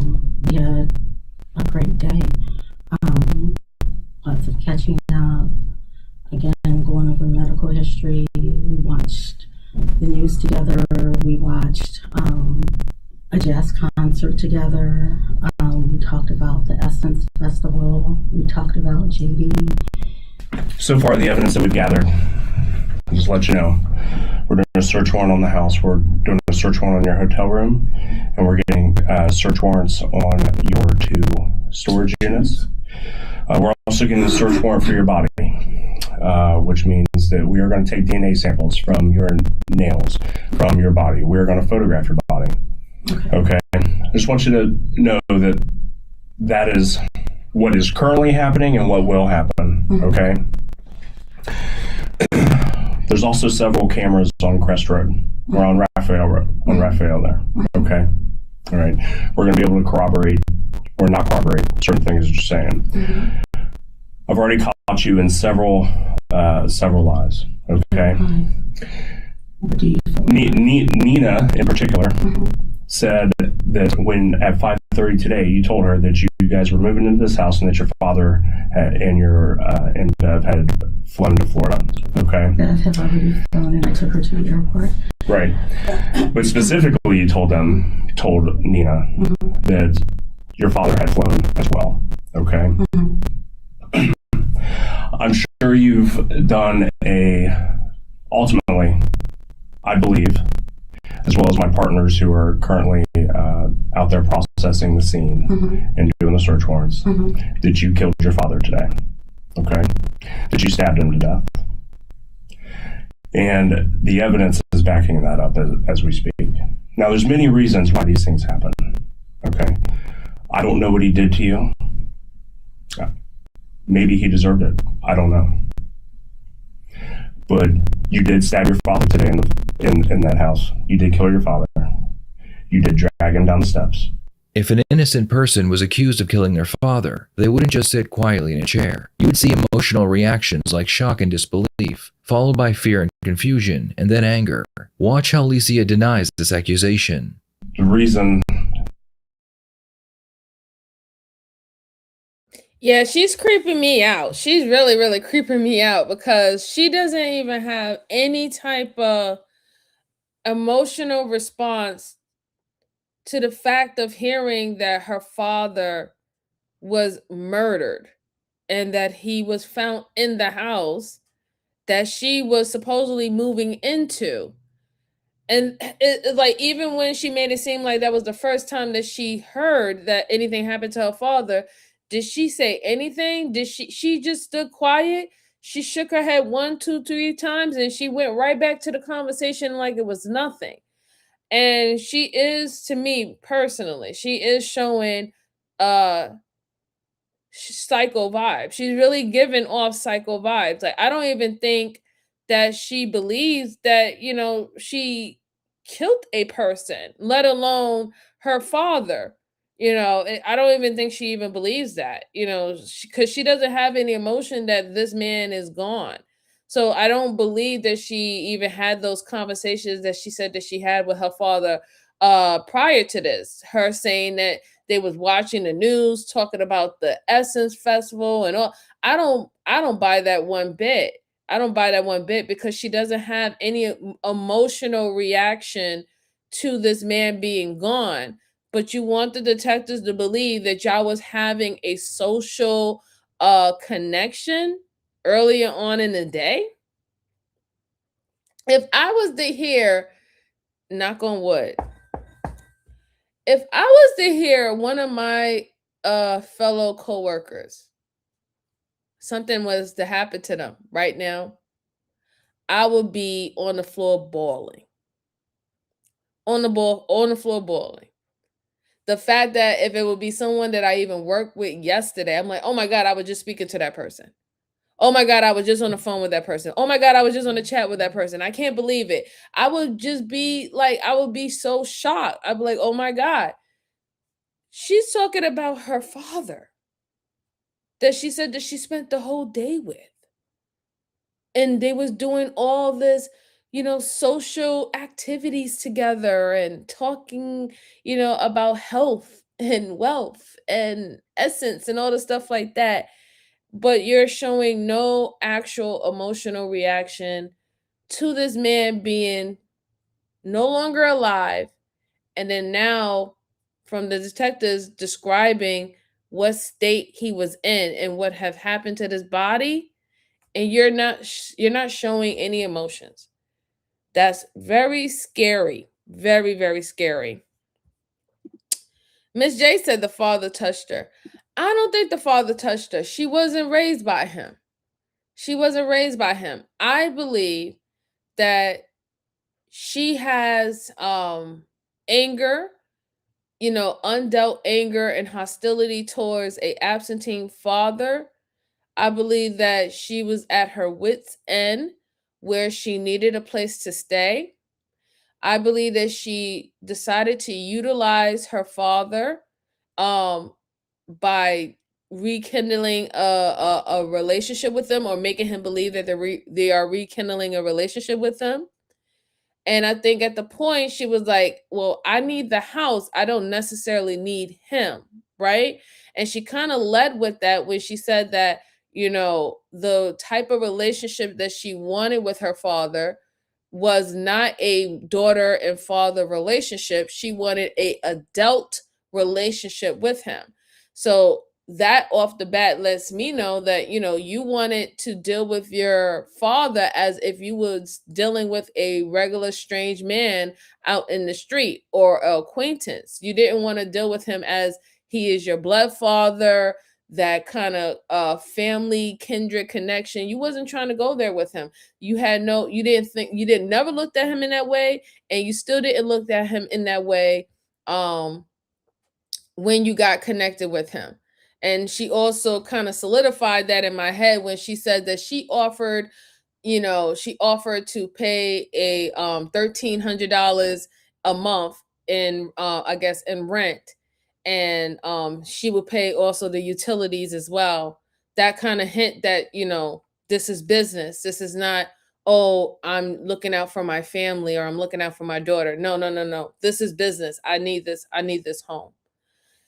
But let's go on. Let's hear what else she has to say. And she's still like staring kind of crazy, but okay. Now we just need to know why. What happened? What happened? What did your father do to you that made you snap like that today? Okay, I did not do that. Let's watch that again. Okay, I did not do that. In forensic psychology, when a person shows minimal outward emotional response, like no surprise, fear, anger, or sadness, even when accused of something shocking, this is usually a sign of someone with antisocial or psychopathic tendencies. You told several lies to Bev on the phone? What lies did I tell to Bev on the phone? Do you feel that I told to Bev on the phone? I don't feel that you told lies. I know that you told lies. Because at first you said that he was sleeping, you told him that he was asleep and that he was unable to come to the phone. Okay? And his phone is off. All right? And also, I'd like to know what you did with his dog. Because the dog has been recovered in Westchester. That's what she told me. She said... Yeah. The dog has been recovered in Westchester. Okay? You were also 4 to 5 hours late in picking up the kids today. Okay? Why were you so late? Because I was moving stuff. Couldn't take 30 minutes to go pick them up? I was moving. Because you were moving? I was moving stuff, and there was no How does that really sound? There was no room for her to sit in the car, and she said she was going to McDonald's with her friends.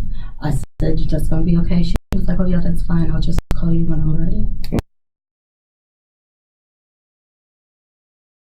Okay, so here's my thing. If you was moving stuff, was you moving stuff like in the house, and you knew what time that your kids had to, get picked up from school, and you decide, oh, I'm not going to pick up my kids? But this is something that you always do, right? You pick up your kids. I'm thinking that's the reason why the detective asked her that question. If you're known to always pick up your children and that's a part of your routine, now today, why is there such a need for you to hurry up and, I guess, finish moving or packing or whatever you're doing that particular day if there's no rush, right? Your father is leaving you his home, right? This is something that y'all quote unquote discuss. He's leaving the home for you and he's going to move out of state. You're willing to pay $1,300 a month in rent for the home, and you're going to pay up all the utilities. So everything will still stay in his name, right? But this is what you'll be paying towards the house, and you'll have the house for your children all by yourself. You could take pretty much the whole week if you wanted to move. So why that day, out of all days, the day that your father supposedly was supposed to be on the plane leaving, he's not on the plane leaving, but that's what you're telling other family members that's what he's doing. And this day is also the same day that you go away from your norm and decide, no, I need to continue moving the stuff instead of to go pick my kids up from school. Yeah. I know it sounds reasonable, but if you really break it down, it doesn't really sound reasonable at all. When I moved into my house, my son was with me, right? If that was a day that if that was a day that he didn't have school, okay, guess what? He's helping me move.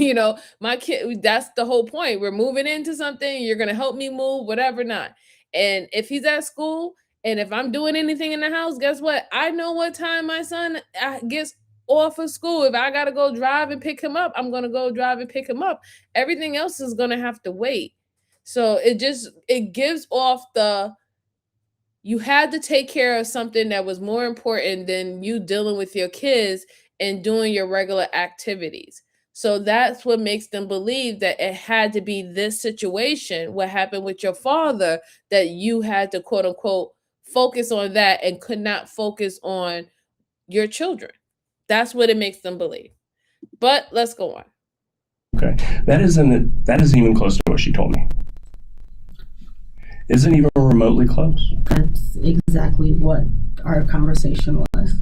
So your girlfriend says that you picked her up at 5:30 today and told her that you guys were moving, that you were assuming the mortgage for $1,200 of your parents' house because your parents, both of your parents, flew out today to Florida. They were moving to Florida. Specifically, that is exactly what she told me. Have it on recording. Specifically.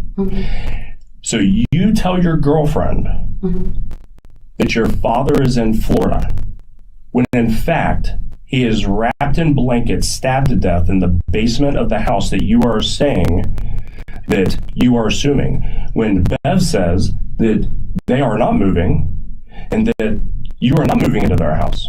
Nina also said you've been telling her this for the past week. You haven't talked to your parents in, according to them, 7 years. According to Bev and JD, you have not talked to them in 7 years. You show up, you reach out on Monday, out of the blue. I talked to Skip last Wednesday or Thursday. I went over to the house this past Monday. Okay. All of a sudden, he's just going to give you the house. He's not giving me anything. I was paying. He offered to give it to you. He offered for you not to pay anything. But they're just all of a sudden moving. I mean, that is just a wonderful windfall for you. That is not an all of a sudden. They've been talking. Yeah, that is all of the fact is that you have other people that can confirm that you have not been in touch with your parents in 7 years. You have not been an active daughter in your parents' life for 7 years. And then now when you get in a bind, you're now telling everyone that, hey, my parents just is going to uproot and go somewhere else, and they're going to just leave the house for me and my children. Like, if that was the case, then why wouldn't they do that before, right? Why didn't they do that before? They could have had called you within 5 years or 6 years. Hey, we're heading down to Florida. We retired. We're in our retired state now. Y'all want the house here? You don't even have to pay. You could just the house is paid for. You could just live here and raise your kids here. You know the school district, you know everything here. Everything's golden for you. But you didn't even accept it. And that tells you about somewhat of her psyche, right? Because I think, to tell you the truth, I really do believe that she even made that up. I think she made the whole, oh, we had an agreement and we talked, and I was gonna give $1,300 for the monthly bill and pay the utilities there. No, it seems that she in her head was like, "This is mine, and I'm coming to claim it." This is mine. I'm coming to claim it. You weren't a father to me. I don't have any fatherly feelings or emotions for you. And yeah, I think that this house is owed to me, because that's what I'm kind of getting from her, that she feels that this house is owed to her. And it just makes perfect sense. If he said no, I wasn't trying to we wasn't leaving anytime soon. I was offering maybe to put her and her daughters up so they could have a place to stay, but I wasn't planning on leaving the house. Then it would make even more sense why she would do something like that to her father, because she doesn't have an emotional connection to him. She feels that she is owed something, and she would rather or prefer for him to get out the way, right? And it seemed like she went into great lengths to tell everybody else, no, Skip said he was going to give me the house, and I said, no, you don't have to give me the house. I'll pay you something for me and my girls staying in here and doing all this moving and stuff. You was painting this picture for everybody else who was calling to find out what's going on and why you decide to pop around after 7 years later to now try to rekindle something that you had no concern of trying to sustain prior to this. And she's still giving the psycho vibes. Like, she really is giving the psycho vibes. It's kind of scary. It's kind of scary, guys. About when they retired, going down to Daphne, Alabama for years. So you're saying that you fell so hard that you knocked yourself out and you don't even have a mark? This part of my mouth, my face, was swollen. So between 5:30 when you picked Nina up and the time that the police came to your door, the swelling had gone away. That is, you heal very miraculously. I don't know exactly what the swelling went away, but the conversation that Nina and I had, baby, your face is even swollen, your mouth is swollen here. I had some blood from my nose. Excuse me. And she's completely lying about that. And I'm glad he called her out, because this is only within hours. So apparently she killed her father this day, the same day that they're detaining her and her having this interrogation. Her father was found dead in the basement on the stairs, right? Wrapped up, So again, even within that can't even be an accident or anything. You can't even call that an accident when you're wrapping up a dead body, right? You can't even, that's not no accident, right? So who else was in the house to wrap your father up? It was only you, Missy, right? You're the one who's moving in.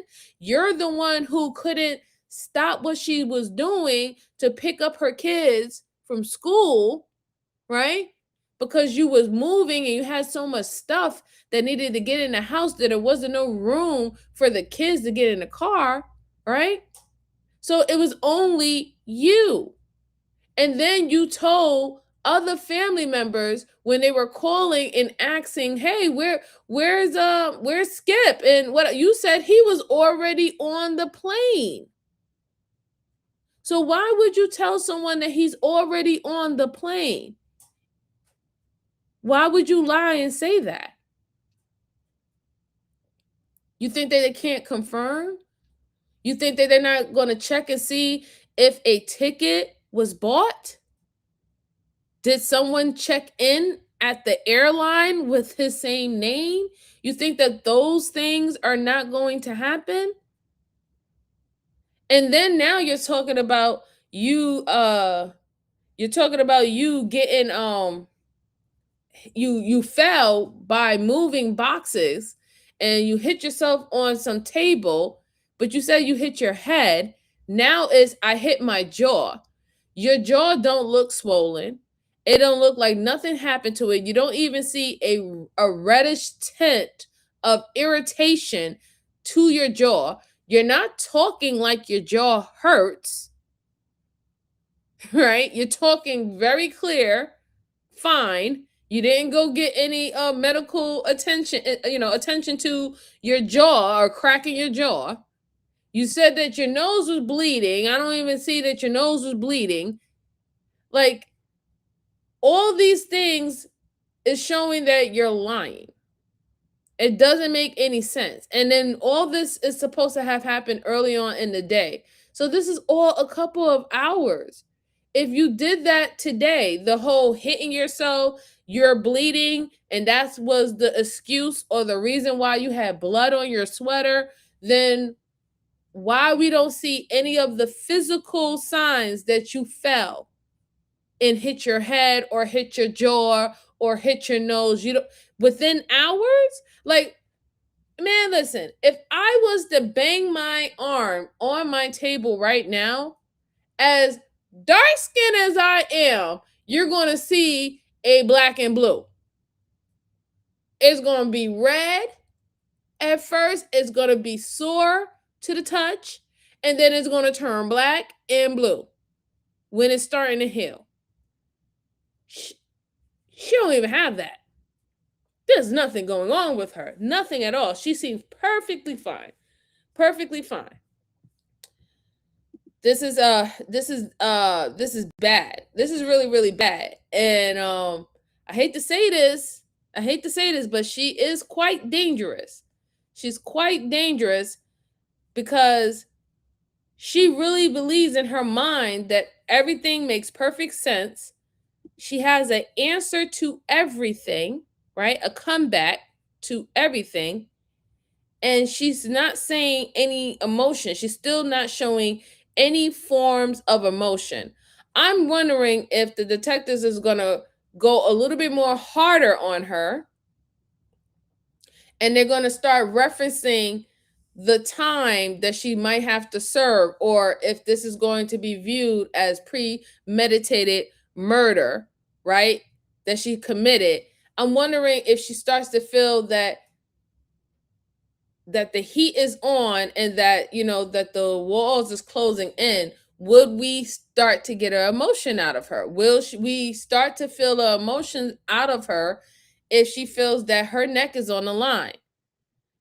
Because right now, she still doesn't seem like she is aware that her neck is on the line. She doesn't seem like she's aware of that at all. She still feels that she's in control of the situation. I don't know why you killed your father. I did not kill my father. It is in your best interest to tell the truth at this point.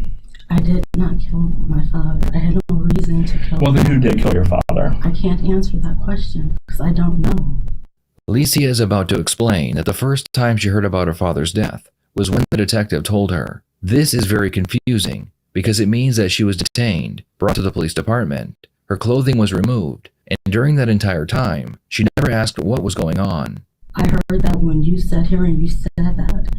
Actually, that's not true because they told you he was dead back at the house. Actually, they didn't tell us that he was dead at the house.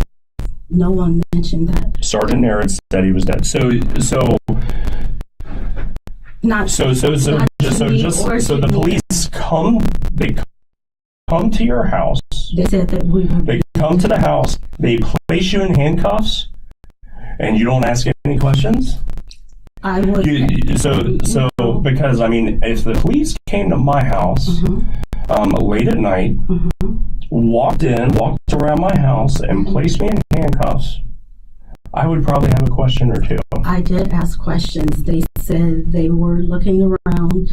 Actually, when they placed us in handcuffs, they said that we were being detained, and they started looking around. When they first showed up, I saw the lights in the driveway. I got out. I put my sweatpants on, took the white dog, went downstairs, and I asked the officer, I said, he told me his name, I don't remember the younger guy. He said that Beth had said that Skip, she wasn't able to reach Skip.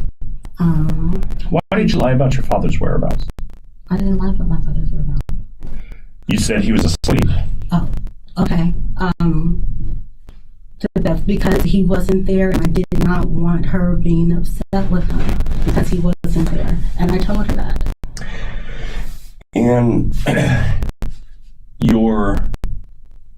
you said that they had a falling out. Bev says they haven't had a falling out. I haven't. Last week, not this week, last week they had a falling out, according to So they had a falling out last week, but you told me that because of that falling out, your dad didn't go to Florida, but then you told Nina that he flew to Florida today. I never told Nina that Skip flew to Florida today. So Nina's lying? She might have been confused, but I did not tell Nina that Skip flew to Florida today. You told her that both Bev and Skip flew to Florida. It might not have been today, but they were both out of state and both in Florida. Is exactly what she said you told her. That's hard to confuse. No, actually, you're saying two different things, but that's okay. What are two different things I'm saying? You said two different things right now. At first, you're saying that she said that they flew out today. I said maybe she didn't. Maybe she didn't say today. Maybe I misunderstood that. But she did say that you told her that the two of them did fly to Florida, and that's why you were moving in the house today, because you originally told her that you weren't moving until Sunday. So why move in today? You told her you weren't going to move until Sunday. I never said that. You weren't going to move until Sunday. So she's lying again? I'm not saying she's lying. I'm not saying that. Well, why would she say that?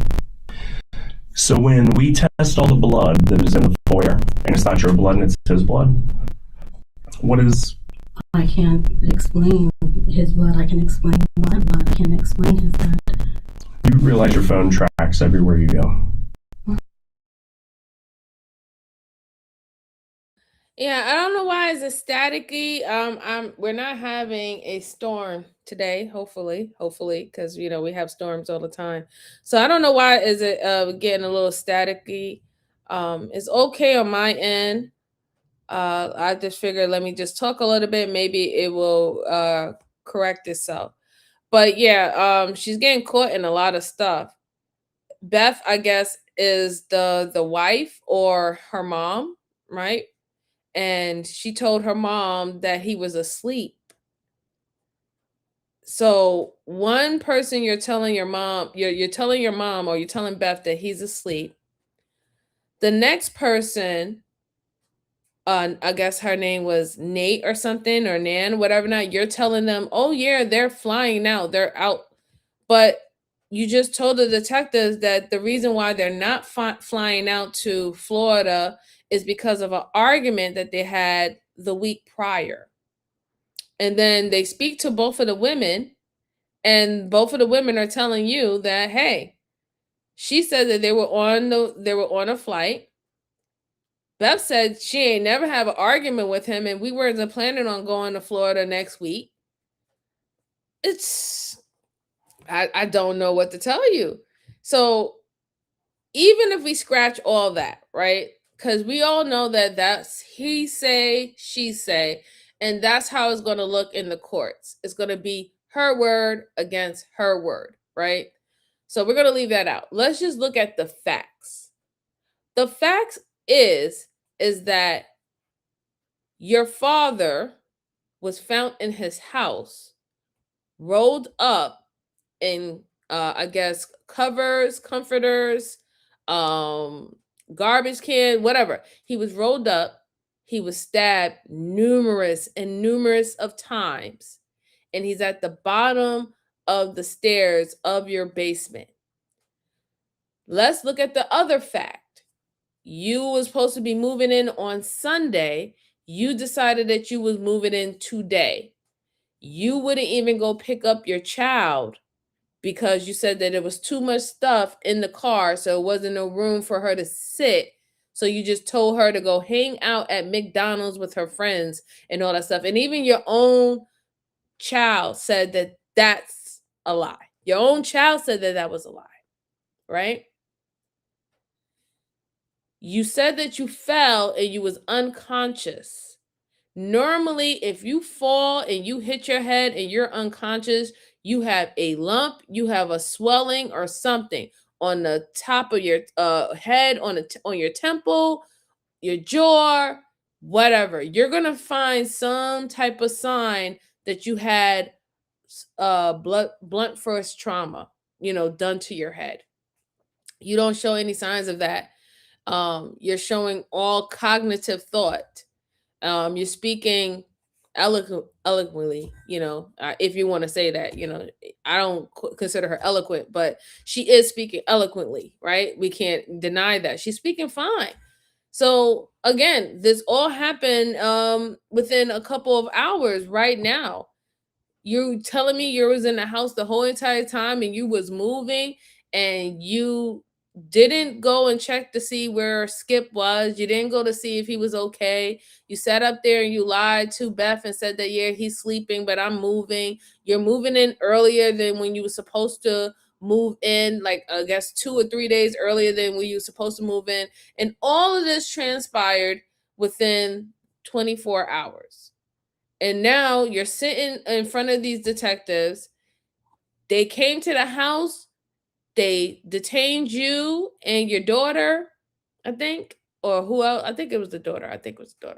They detained you and the daughter. You didn't ask no questions. You didn't ask them anything about what's going on, why they was detaining you. You just went, and then now you're literally saying that you just found out that your father was dying. Like I said, even a regular person, if the police is coming to my house, the regular person is gonna say, "Oh, hey, what's going on? Everything all right? Yeah, man, we got a warrant because of blah, blah, blah, blah, blah. Okay, all right." And if they don't have a warrant, well, you have to get a warrant. I don't want to allow you in my house. I'm sorry, blah, blah, blah, blah. Or they'll say, "Please open up," whatever.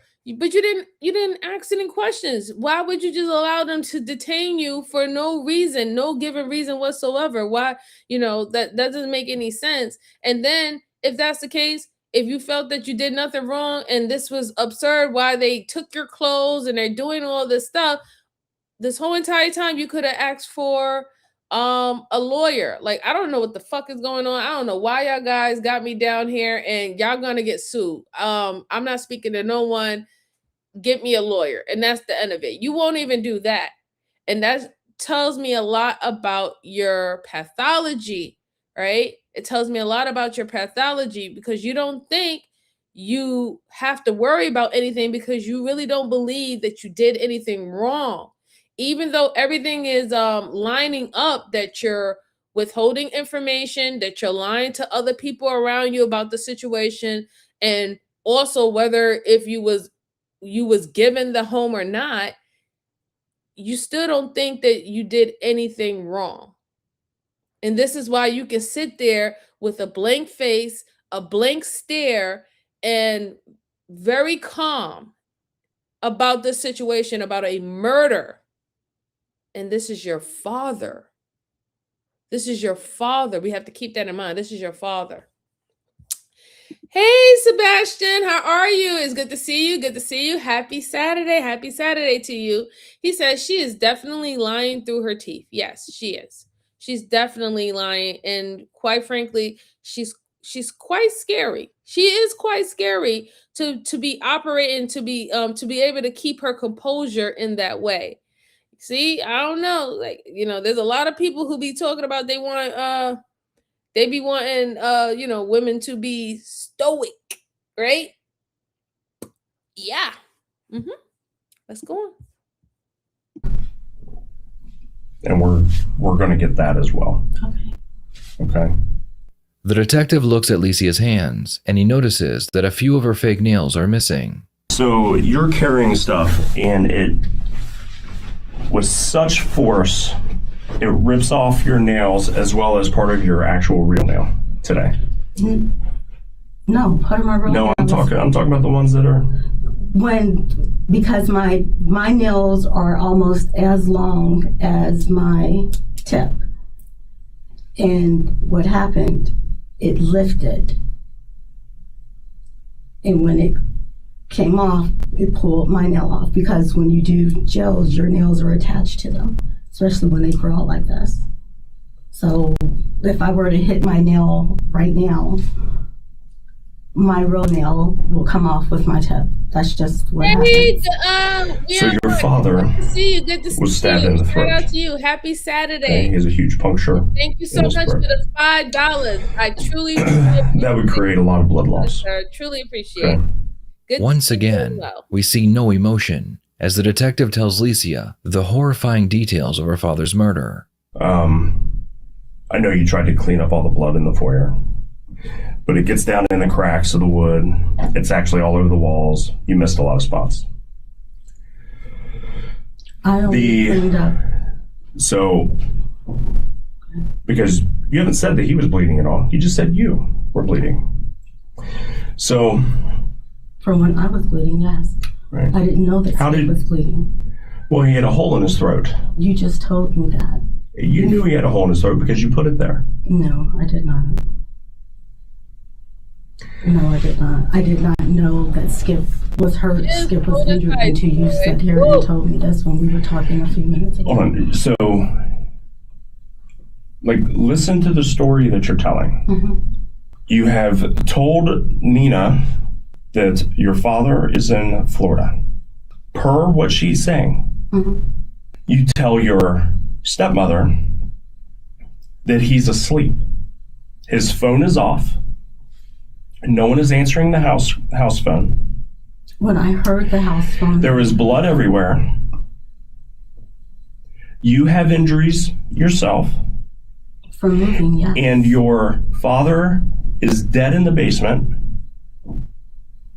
wrapped in blankets. He was drugged down the steps, and he has stab wounds, specifically a puncture in his throat.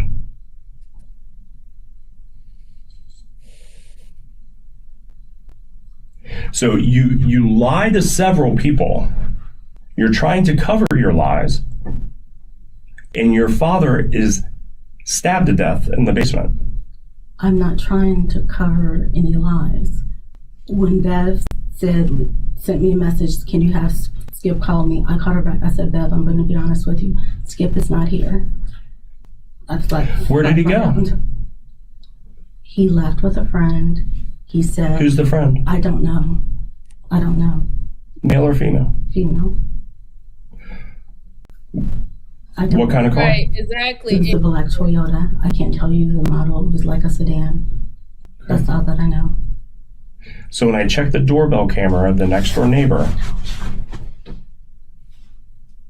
and it doesn't show that. That's all that I know. That's another lie. I have not lied. I don't know. I didn't know the person. There was not an introduction. I was in the doorway. That was it. Lady, you are full of crap. Your dad did not leave with no woman. Come on. Stop the foolishness. If you didn't see, how do you know that if it was a woman, if you wasn't so close to know what was going on? You don't know this, you don't know that, you don't know what car they got into, you don't know anything, but you know that he left with some woman. He left with a friend. And then Beth calls and you want to cover for him. Oh no, he's up there sleeping. This is what you're implying? You're implying that Beth, your stepmother-in-law, got in an argument with your dad. They're not seeing eye and eye, and he goes spend time with his lady friend after spending the whole morning with you doing social daughter and father activities, right? Talking about health and stuff. No, I don't think so. It doesn't make any sense. It doesn't make any sense at all. Because clearly at this particular time, this is still not even your house. So you have no reason to even be in the doorway. And he would have let her in. He would have let her in if that was the case. And then I'm glad that they're talking about surveillance, right? Because people really don't think that they're being watched, right? There's cameras on the streets now. Then you even have neighbors who have cameras that do 360, so they can even see things or see other people's houses, right? And all you have to do is just go and collect their cameras. Hey, did you see somebody come at such and such time? No. Did you see anybody leave this house at such and such time? No. Did you see any strange vehicle come within this time to pick up anyone? No. But who vehicle did you see? I seen her vehicle. Who did you see come in with boxes? I seen her come in boxes. Who did you see come into the house and open up the door? I seen her come in the house and open up the door, and I seen her close the door and leave the house. But we all know that didn't happen. We know that she was caught in the house by the cops. And I'm thinking the reason why they even came and they automatically scooped her up and detained her, I'm thinking it was Beth. I'm thinking Beth was the one who called the cops and said, "Hey, something's not right. I think you need to go over to my husband's house or our house and check on my husband Skip, because he's not answering any of his phone calls. I'm calling his daughter. His daughter's saying that he's sleeping. I'm calling Nina. Nina said, well, she just told us that y'all was on the flight going to Florida." That would raise red alarms or red flags if I'm the wife and apparently somebody else is telling another individual that I'm on a flight that I'm not on. I will raise red flags for that too, right? So it's just like this lady is horrible. She's really diabolical if you really think about it. But I'm glad that we're getting to see how a woman who has psycho traits, how they act and how they talk and how they show signs in the interrogation. I'm glad that we're getting to see this. We don't get to see that many psycho killers that are women. We see more sociopaths that are women, right? Full range of emotion, 0 to 100, up and down, within a conversation. We'll see more of sociopath traits than psychopath traits. Normally we always see that in men, but now to actually see a psychopath trait in a woman is very how can I put it, refreshing, and not in a like creepy, a creepy kind of way, but it's just refreshing to see the other side. That's what I mean. Let's see. 813 said if you wasn't introduced, right? We Unlocked said, ain't that called manipulation? My vocabulary. Yes, it is manipulating. She's definitely manipulating, or trying to anyway. Sebastian says she's a terrible liar. She is.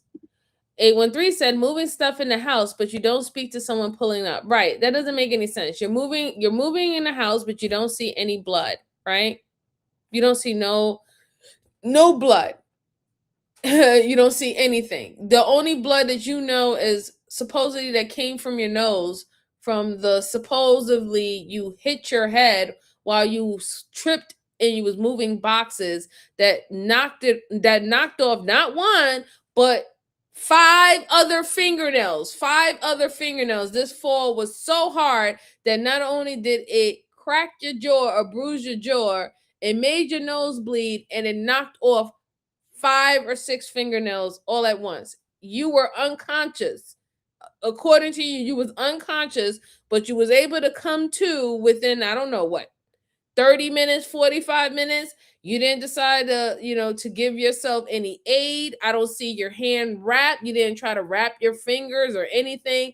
You don't see anything that shows signs that you had a bad fall. And even if you tried to self-soothe yourself, you didn't do that. And even if you was trying to get any medical assistance, you didn't do that, right?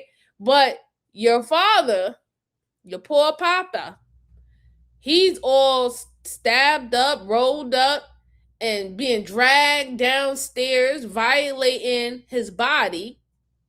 You know, he didn't get no assistance. He didn't get no aid. He didn't get no render of aid, nothing. In fact, you're telling everybody he's out of town.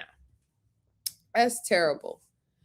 Hey, Ricardo, how are you doing, dear? How you doing? Happy Saturday to you. Happy Saturday. Hope everything's well, dear. Hope everything is well. All right, let's go ahead and finish this on. She's giving me Jeepers Creepers, but let's go. When all you guys got to the house tonight, that you told the kids not to go into the basement. No, I didn't tell the kids. The kids asked if we had a basement. I said yes. I said it's not furnished, it's just storage. Okay. So, and I didn't ask her that. She specifically, she told me that. That's right. She told me that you said, don't go into the basement. No, I did not say not to go into the basement. If there was a basement, I said yes, but it's not furnished like the other house. It's just storage. Okay. Sometimes, guilty suspects will do their best to appear calm because they believe it makes them appear more believable or innocent. In their minds, an innocent person would naturally remain composed, while a guilty one would seem nervous, agitated, or desperate to explain themselves. The problem is, appearing too calm in the face of a devastating accusation may suggest that the suspect is suppressing genuine emotion or detaching psychologically to maintain control. Ironically, the very effort to appear innocent can end up making the suspect look calculated or emotionally cold.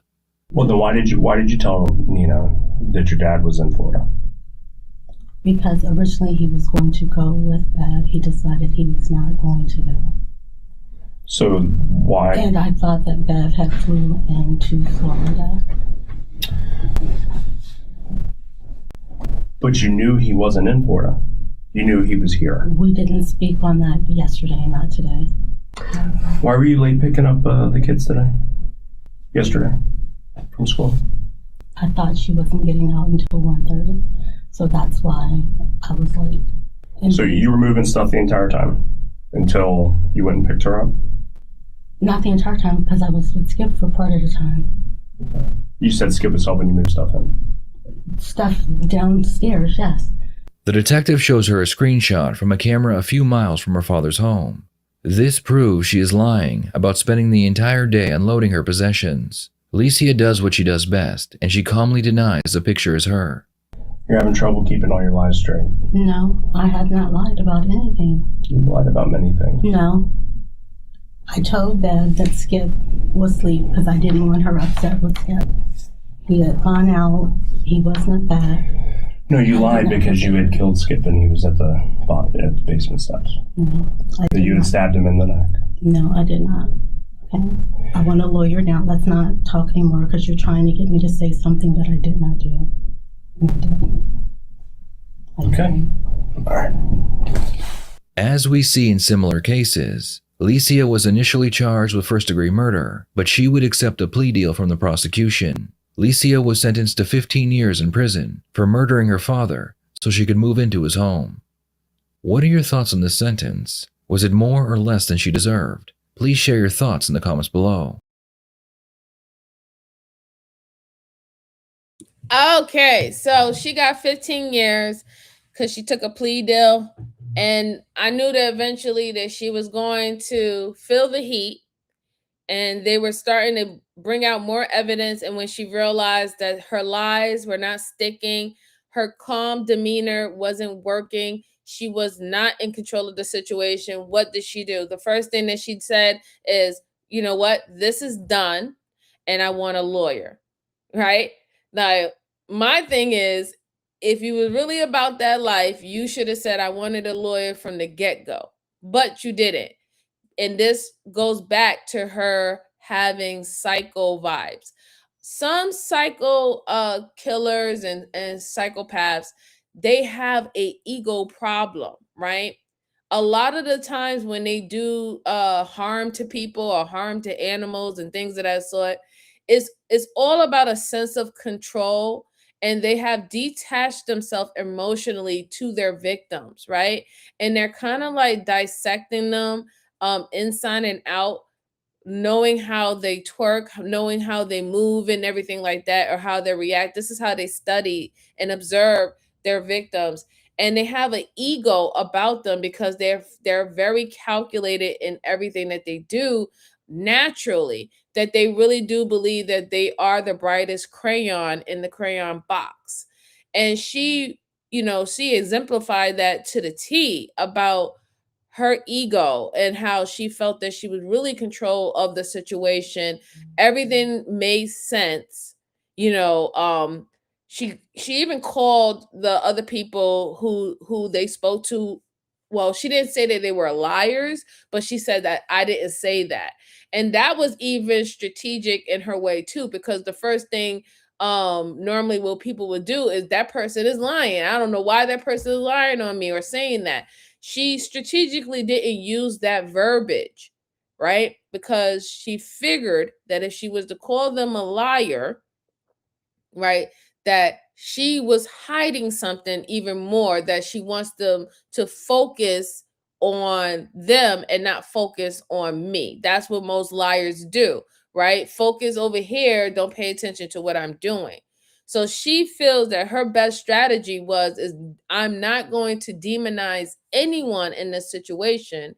I'm just going to control the situation with my calmness, my ability to answer questions when they're given to me, and as long as I can make everything seem plausible and reasonable, then I should be okay. When it got to the point where she realized that they were going to put the heat on, and she started to get triggered.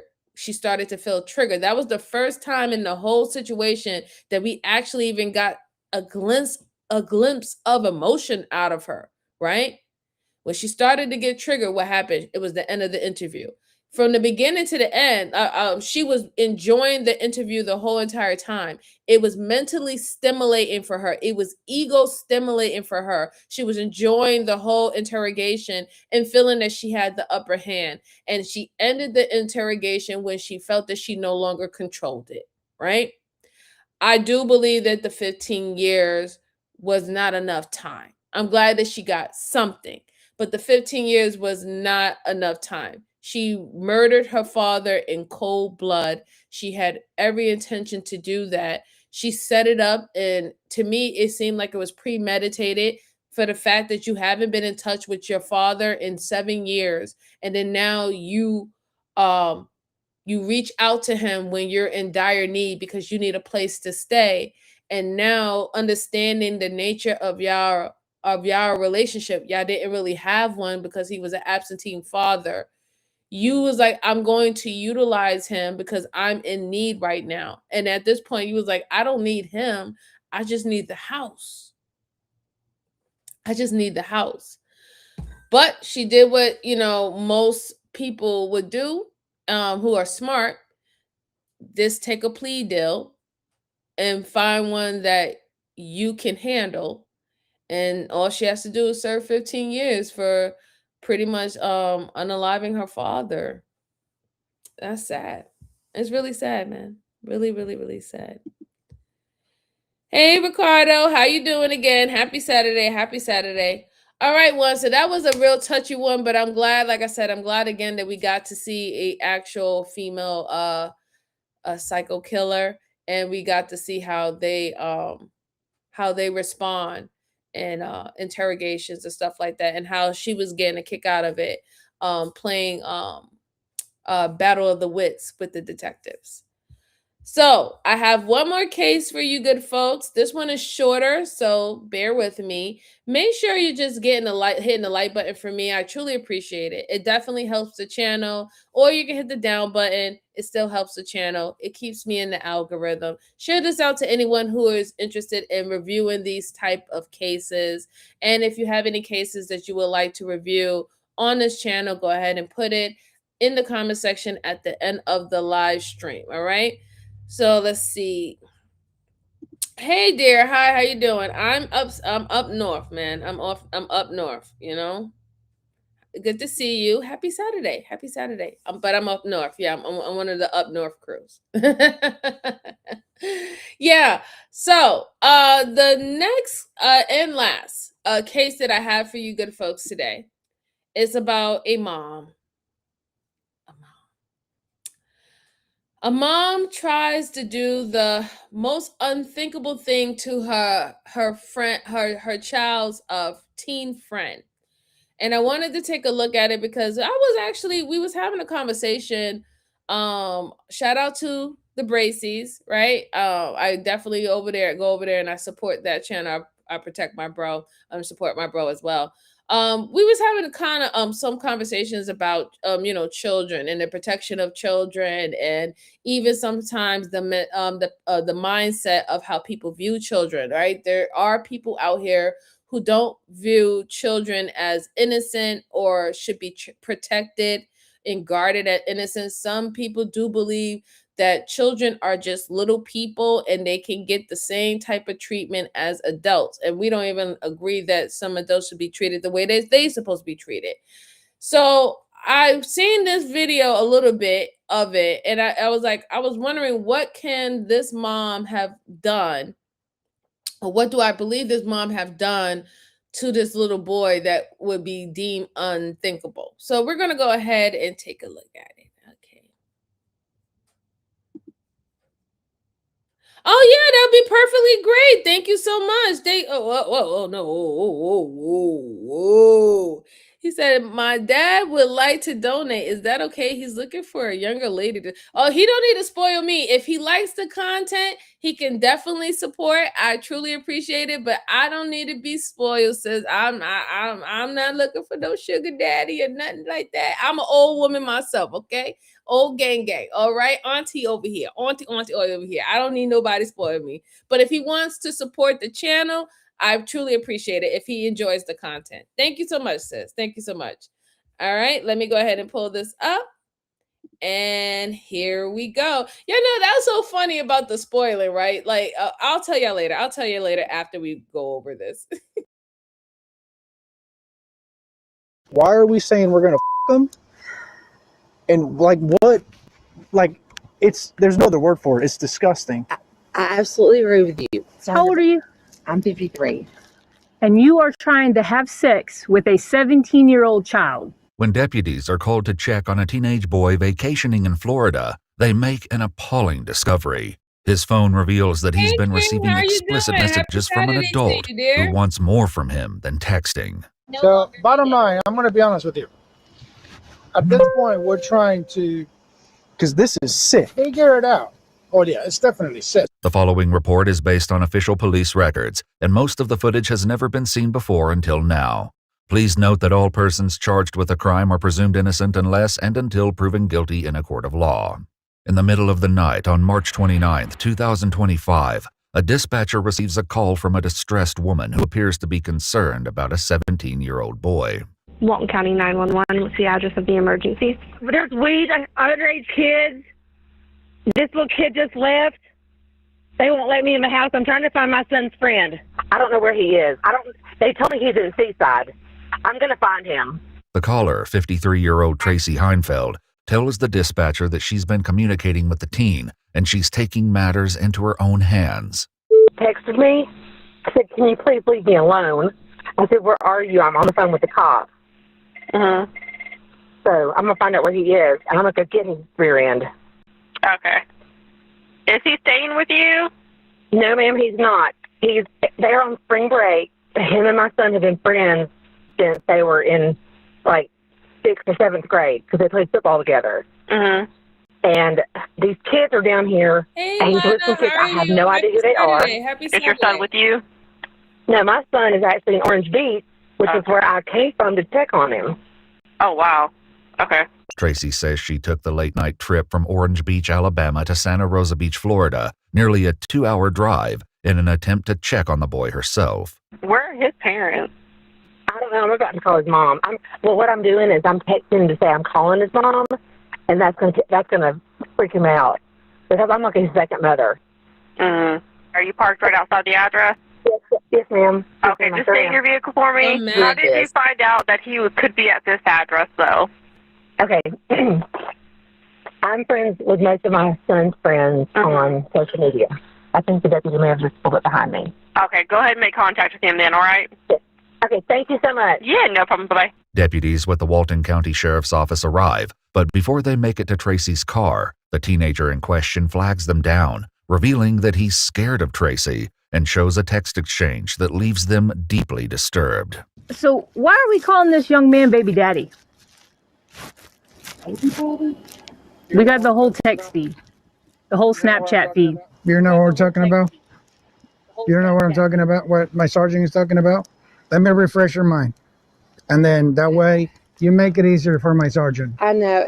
So if you know, why are you playing that game? It was a lapse in judgment. I had a little bit to drink this afternoon, and he was drinking.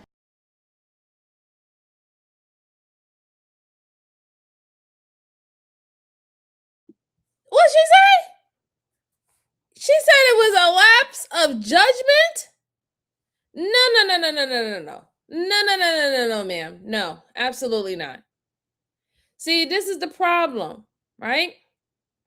We have to call these individuals out.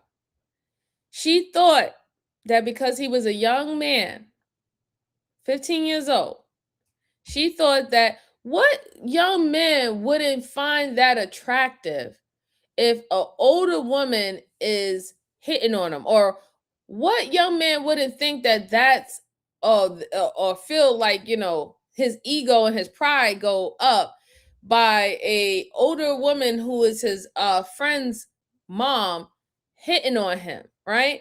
And I say that this type of mindset, I mean, people have sick mindsets, but I think a lot of this mindset where some adults get caught in this type of situation is because they hear songs like Stacy's mom has got it going on. She's all I want and I waited so long, right? And they hear movies or seeing movies like The Substitute or The Principal that makes them believe that this is something that young boys are thinking about. Sex. They're in puberty. Sex. We understand there are some boys, some young boys, and probably more than less, who are in their puberty time and who are thinking about sex and they are wanting to seek an experience and things of that sort. But that's not every young boy, right? And we can't paint all our young boys as some sexual deviants or who wants to, you know, just have sex or attempt to have sex, and it don't matter how they get it, they want to have sex. And it's bad because I grew up in the era where those type of movies was acceptable, right? There was an era where we had coming of age movies, teen movies that talked about this all the time. The biggest highlight of the story of the movies was a teenager losing their virginity, right? It was always that. Spring Break, right? Where's my old people in the chat? Where are my old folks in the chat? Who remembers Spring Break?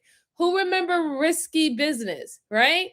Who remember these movies? You know, I even forgot the other one. It was Ski Trip, it was Porky's 1, 2, so many of them. But the highlight of it was, you know, kids are young teenagers are sexual, they're in puberty, they want to think about sex.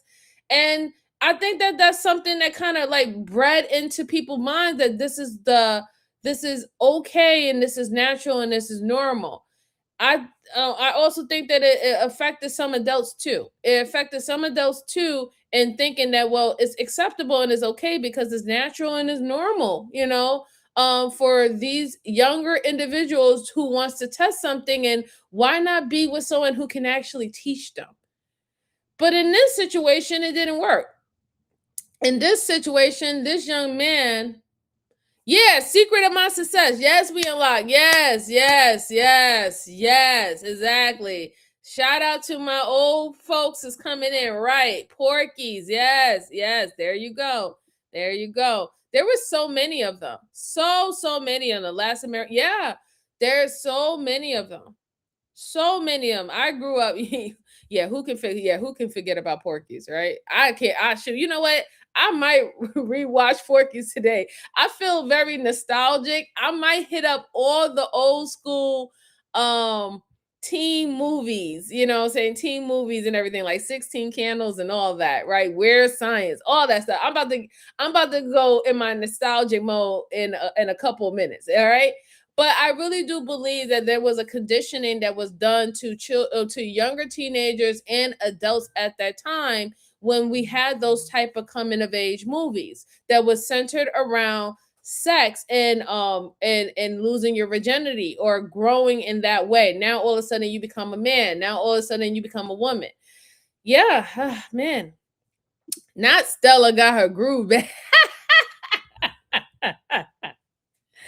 Man, don't say that. Don't say that. Listen, Stella need to get her groove back, and that doesn't count, King. You know why that don't count? Because that man, the man that Taye Diggs played, he was a grown man. All right. I'm talking about those ones like the principal, right? The principal was a grown woman, and she was dealing with a student. Right? A student, he ain't even graduate out of high school yet. You know, like those situations. He said, don't get influenced. Lark, you said Animal House. Shalama Ding Ding. Yes, Lark. Yes, absolutely. All right. Hey, Ola, what's going on with you? Happy Saturday. Happy Saturday. We and Locke said, you and I both fit in the Breakfast Club. I get the wrestler who was played by Yo, the Breakfast Club is one of my favorite movies. It's one of my favorite movies. I have a couple. I like a few of them, you know. Oh my God. What was the other one that was very similar, not to Breakfast Club. It was very similar to Porky's, and I just cannot remember the name. It was something I remember. Meatballs. Who remember the movie Meatballs? You know what's funny? Because back in the 80s and the 90s, all the coming of age videos, they all happened at camp. That's why my mother was kind of scared of sending me away to summer camp or something like that, because all of that happened at camp. They would go away from camp. They're not near their parents, and they were just wilding out. It was crazy. But let me go on. Let's finish on. Let's hear what this lady, and I say that lightly. Let's just hear what this lady has to say for herself. And I was concerned. How old are you? I'm 53.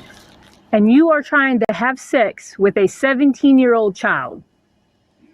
And you can't say you weren't. It specifically states in there that you would even take him to the club and buy him liquor or whatever he wanted. I saw the text. Oh, no, ma'am, I did not. Oh, yes, you did. Go ahead and read it to her. According to police records, Tracy began texting the teen earlier that evening. The first text read, "Hey, baby daddy, are you ready for me? I've been a very bad girl. Do you want to be bad with me?"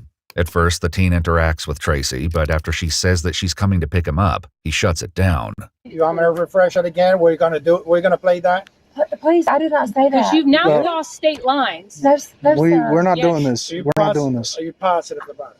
So you telling me that my sergeant is lying? No, I'm sorry. I don't think that I said that about buying him a drink. Yeah. So let's begin with this. So this is you, right? That's me, So this is you. Well, that's, I don't know if this is not you? That is my picture. I don't know if this is my current picture, though. Okay. On my text. Okay. No, I want to refresh your mind. Okay. Yes, sir. Okay. Yes, sir. But I just want you to see it. Okay. Yes, sir. I'll read it to her. Absolutely. I mean, she knows exactly what she wrote. She has it on her phone. It needs to sink in because she's obviously denying everything, and it's literally right there. To see you. I'm already about halfway there. So if when I get there, you want to go to the club, I'll go to the pub with you and maybe I can pick you up a drink and get you drunk and take advantage of you. Or maybe I won't. Maybe I'll just see you and see me and just turn around and go home. No, sir. So this is not your phone. Not her dumb ass right in the text that, I might come see you and take advantage of. Like, lady, what is wrong with you? Like, you. Yo, oh my God, my head. Like, lady, what is wrong with you? Like, I don't understand. Like, why would you? I mean, I don't know. Maybe it could have been the alcohol, but I don't think it was the alcohol, because that just tells me that you just got liquid courage to actually write something that you was thinking about before about this young man. And that's and I will see why the young man would be kind of scared, because he's like, he's in the house, he's hanging out with you, hang out with your son, and he's in your house, in his home. You probably was making him uncomfortable then, and then now, you're being blunt with it, and he's like, whoa, ma'am, I'm sorry. I I don't want this. This is not what's happening. Like, I don't know why you even think that this is okay. This is bad. This is really, really, really, really, really bad. But why would you write that though? I'm really like dying in the inside. You literally wrote in text that you was going to commit a crime to the teenager that you was trying to commit a crime to. And then now you're coming up with every excuse under the book saying, well, I don't know, that's my picture. Yeah, I mean, that I think I wrote that, but I don't think I wrote that. Or maybe, I was drunk, so I didn't necessarily mean to say that, but I just think it was just a joke and I just went too far, right? It's like, come on. 813 said, right, she felt comfortable with the kid. Yes, she did. There was something about that kid that she was already initially attracted to him, and that she was fighting with herself about. She used liquor to pretty much, have courage to do or say things that she probably wouldn't have said if she didn't have it in her system. And then she also tried to, she tried to coerce him into also having liquor so he can be comfortable about the situation. And this is what people who want to take advantage of individuals do, right? Normally, when you take advantage of someone, there's always some type of vice that's there to help it being easier for you to take advantage of them and for them to lower their guard, right? And it's usually alcohol, sometimes it's drugs, it can be peer pressure. These are things that people use to coerce someone to do things that they wouldn't do if they weren't under influence or under amount of pressure or stress. And she really wrote down the whole pedophile Bible via text. It's just crazy. It's just crazy. But let's go on. That text message didn't come out of your that phone? did not come out of my. I have not typed that. So let me ask you a question. When I'm looking at this, yes, that's my picture. Yes. Yeah, ma'am. and when I'm looking at this, Yes. and I have his phone in my hand, a picture of my truck. I took a picture of. Yeah. Pops up on this same feed. Because I took it on this same feed. These kids are smart. According to police records, the teen's phone showed that Tracy sent him 2 photos, one of the sergeant's patrol vehicle and another of deputies standing in front of the house. Since the photos are part of the same conversation, the deputies use it to debunk Tracy's claim that it wasn't her who sent the inappropriate texts. We're not doing that. We are not doing that. It's smarter than you are. I think they are. Yeah. Oh, no, we already determined that. I think you're the one who hasn't determined that yet. Because you're trying to sleep. You're trying to have sex with a 17 years old. Girls in the state lines to come and have sex with a 17-year-old, which you already sent it on your phone. You going to keep saying no? It's there in black and white. Earlier today, we are staying in Orange Beach. I don't care where you're staying. Okay. That's not where we're at. We are on the text messages. Yes, sir. This is what we cared about. I don't care where you live. That text message didn't come from me. It did not. It's in the same exact feed that you sent a picture of my vehicle. I understand that, but I didn't. I did not write that. Tracy is confronted with one string of vulgar messages. One deputy reads it word for word. Okay, well, this here is you. The whole I'll you out there. We'll drive back to Orange Beach, and I'm gonna you out here, and then I'll drive back to where you gotta go, and I'll you again. I'll you here. I'll you there. I'll you everywhere. Is what you That's said. exactly the same feed when you said, "I'm calling the cops. I'm on the phone with the cops." That wasn't you. That I did say, and so the part where it says having sex with the boys, that's not you. But the one that shows my sergeant card and say I'm with the cops, that's you. Yes. That is very convenient, isn't it? Tracy has read her Miranda rights and continues speaking with the deputy.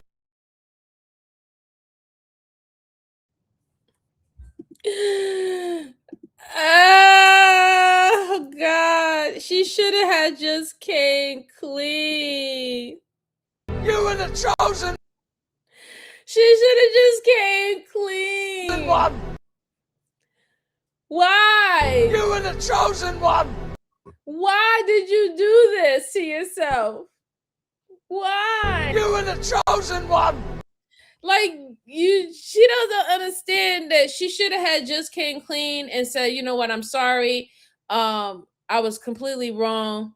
I had a wrong change of judgment. If I have to get, if I gotta get arrested, if I have to, see the judge, if I now possibly might have to be put on a sex offender, list. I mean, whatever. You should have had just came clean, right? Because there's no way that you sent him a message or a screenshot of the deputies' cars to let him know, hey, these guys are at my house, they're in front of my house, or I'm speaking with them.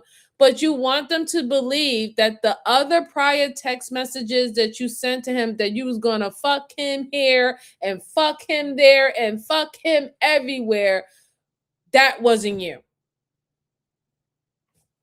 How do you really believe that they're going to believe that? It wasn't even like you know how some people will close down a particular chat and they will create another one? It wasn't even that. You can't even go off of that. It was literally a whole list of messages that was coming in at certain times, certain feed times. And when the detectives showed up to question you and talk to you, your dumb ass literally screenshotted a picture matter of fact, it wasn't you. It was the boy. He screenshotted the picture of seeing that the cops is in front of your house. And you tell them, oh yeah, I'm speaking to them right now. So that means you were having a conversation with the boy in question. That confirms you were having the conversation with the boy.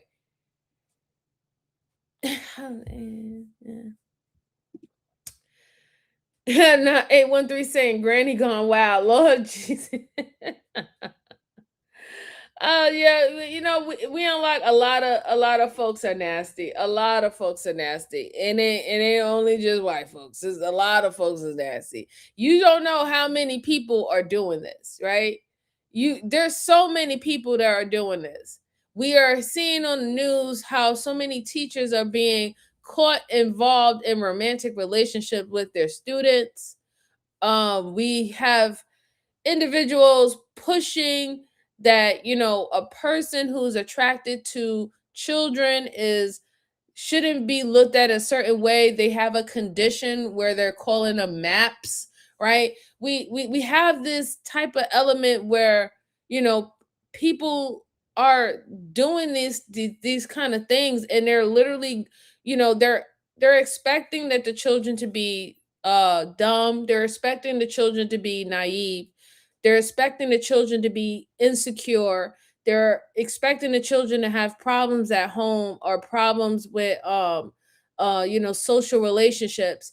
And those are usually the people that become the victim from these type of predators, male or women. They are the ones who they search for, right? They study you, they figure you out, they figure your kids out. And yeah, they start to work their way in, however they can get in, whether they can get in as a friend, whether they can get in as a confidant, whether they can get in, as a mentor, or you name it. They'll find any way to gain access to the person that they want to prey on. Where is this boy parents? I think the boy, when we heard the phone call earlier to the deputies, I think that was the boy's mom. I think that the 17-year-old boy called his parents to let him know, like, yo, I'm at my friend's house, Brad or whatever. Now I'm at what's the name's house, and his mom is tripping. She's literally writing these crazy messages to me that she want to have sex and calling me baby daddy and all this stuff like that. And I'm afraid, because if I'm around her and if I probably don't give her what she wants, she'll try to turn around and say that I'm the one who's trying to sexually assault her or in some way. Maybe that was his fear, because I think he did reach out to someone or reached out to his folks to let them know what's going on and for the cops to go over there. But let's finish it out. This was a short one. Revealing the sickening way this all began. He was in like 6th grade. Okay. I've never thought anything about him whatsoever because he's a child. Okay. He's been out of our house a million times. I've taken him everywhere. You haven't done any sexual acts with him before? Oh, absolutely. You haven't made any advances towards him? Okay. No. Never even crossed my mind. Okay. About a year and a half ago, and I think he's in. I was at the doctor's office in Moody, which is where he goes to school. He was homesick, and he popped up something on like Instagram or something. I said, "Hey, how are you feeling?" And he says, "I just want to tell you, I think you're so pretty," and blah blah blah. And I'm like, so was he giving you attention? He did. So he was giving you attention. But that was just that one time, and I said, okay. I just kind of like, I was like, "You're like my son," blah blah blah, and never said anything else about it. And when we would go to football games and stuff, I completely just acted like nothing ever happened. But I need to get to the point of, why are we saying we're gonna them? And like what? Like, there's no other word for it. It's disgusting. I absolutely agree with you. So, Miss Tracy. Yes, sir. Earlier you offered if we could see your phone. Is it all right if I see your phone? Oh, absolutely. Yes, all right, perfect.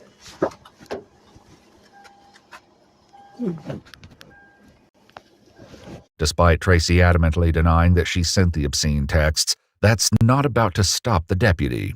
We know what to look for. I am very thankful for my fiance. She showed me how to recover deleted messages. I'm looking at the messages sent from your phone to, like, I'm looking at it right now, the one that I specifically read to you, and I'm looking at it. Did she delete them? Yes. That's smart. So, bottom line, I'm going to be honest with you. At this point, we're trying to... Because this is sick. Figure it out. Oh, yeah, it's definitely sick. Your age? Stand by. Yes. As deputies press Tracy for answers, the truth eventually begins to slip out. He's like a son to me. Well, you just want to have sex with him on the text message. I know I said that, and it was a terrible mistake. Yes. Oh my God. Yes. I was laying there by myself, feeling sad and lonely and sorry for myself, and someone was giving me attention. Yeah. And you really thought that you were going to be able to have sex with this 17 years old?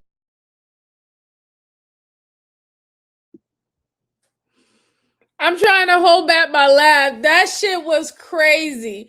She said I was sitting there feeling fat and lonely and bad about myself. And he said, I completely understand that. Why would he say that? That was the wrong time to say that. Don't say that. Why would you do that?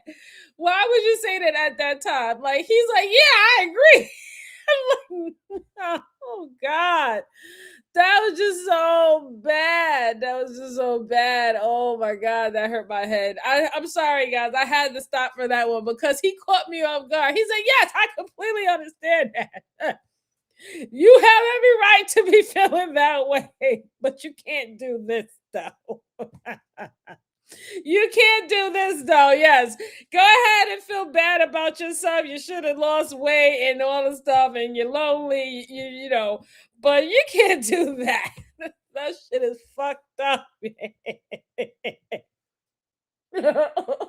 Sorry, Miss Joanne. I'm sorry for the cussing. My apologies. But he just had me dying laughing right there. I want to cry a little bit because that was just the wrong time to say, yes, I completely understand. That's crazy.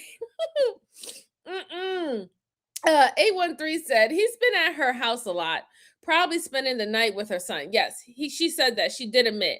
And that's why I said that she had feelings for him in that way prior to her getting liquor courage to actually express herself. She even was hinting the fact that he said that, oh, I think that you're pretty, or he said, oh, you've been really nice or really great to me, whatever not. She took those terms of endearment as if he was sexually attracted to her. And you can obviously see that, or you can, I wouldn't say see, but I would say you can definitely acknowledge that she doesn't feel good about herself.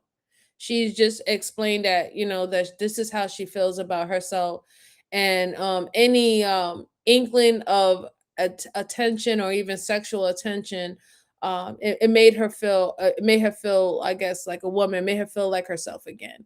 And that's probably one of the reasons why, you know, she gave in to her insecurities. Because I'm not really necessarily getting from her that she tried to make hits at him before, you know, trying to get him or snatch him up before. I don't think that at all. I think that this was that one time that she just went full blown, and she just felt that, you know, he was feeling that way too.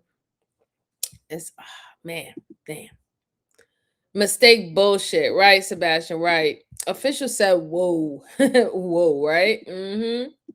Yeah, no, Sebastian, don't laugh. But it really did catch me on guard, though. That had me laughing. Like, she was like, I feel fat and lonely and all this stuff. And he was like, well, I understand. Let's go on. No, no.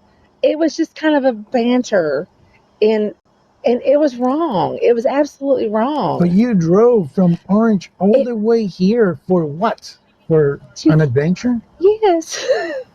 Tracy was arrested and, according to court documents, pleaded no contest and was adjudicated guilty of traveling to meet after using a computer to lure a child. She was sentenced to 21 months in prison, plus 3 years of sex offender probation. Tracy is now a registered sex offender in Florida. By law, she must also register in her home state of Alabama. There comes a point in life when peace...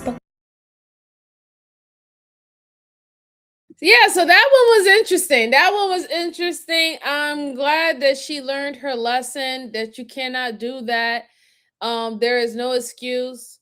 There's no excuse. There's no excuse whatsoever. You know more better. You're a 50-plus-year-old woman. And even if you do have a young man like who's 17, right? You know, hinting at you that they're interested, you shouldn't find those younger men attractive, especially if you keep on saying that you look at him as his son.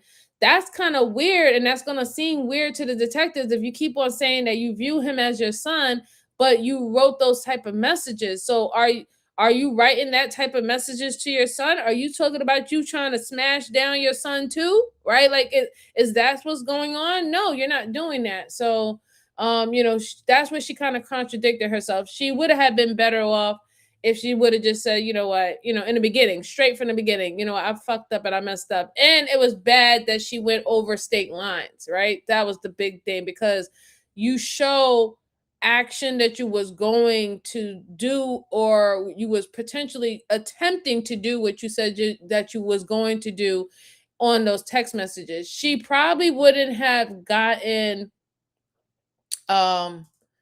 what she got 21 months, I think, or 21 days, I'm not sure. But if she probably would have gotten less if she didn't make the attempt to go over to that young man's house, right? They got her on that. they got her on that. And then with the message saying that, you know, she's gonna have alcohol or get him alcohol, that kind of sealed the deal. But yeah, now she's a sex offender on the registry list. Yeah, that's a shame that she's going to have to deal with. That's a shame that her son is going to have to deal with, right? Or their family that they're going to have to deal with, right? You know what I'm saying? So I feel for the son, you know, a lot, because you know that's I can't even assume how he's going to have to navigate going forward, that his mom tried to have sex with his friend, and she was literally going to travel over state lines to do this. That's a lot. That's a really, really a lot. 813 said, why would she have his number? I'm surprised too. Like, why would you even have his Snapchat? Like, that's the weird thing, right? Because these messages was on Snapchat. It wasn't like they were actually messaging off of the phone, like the message that goes through the phone. They're on an app.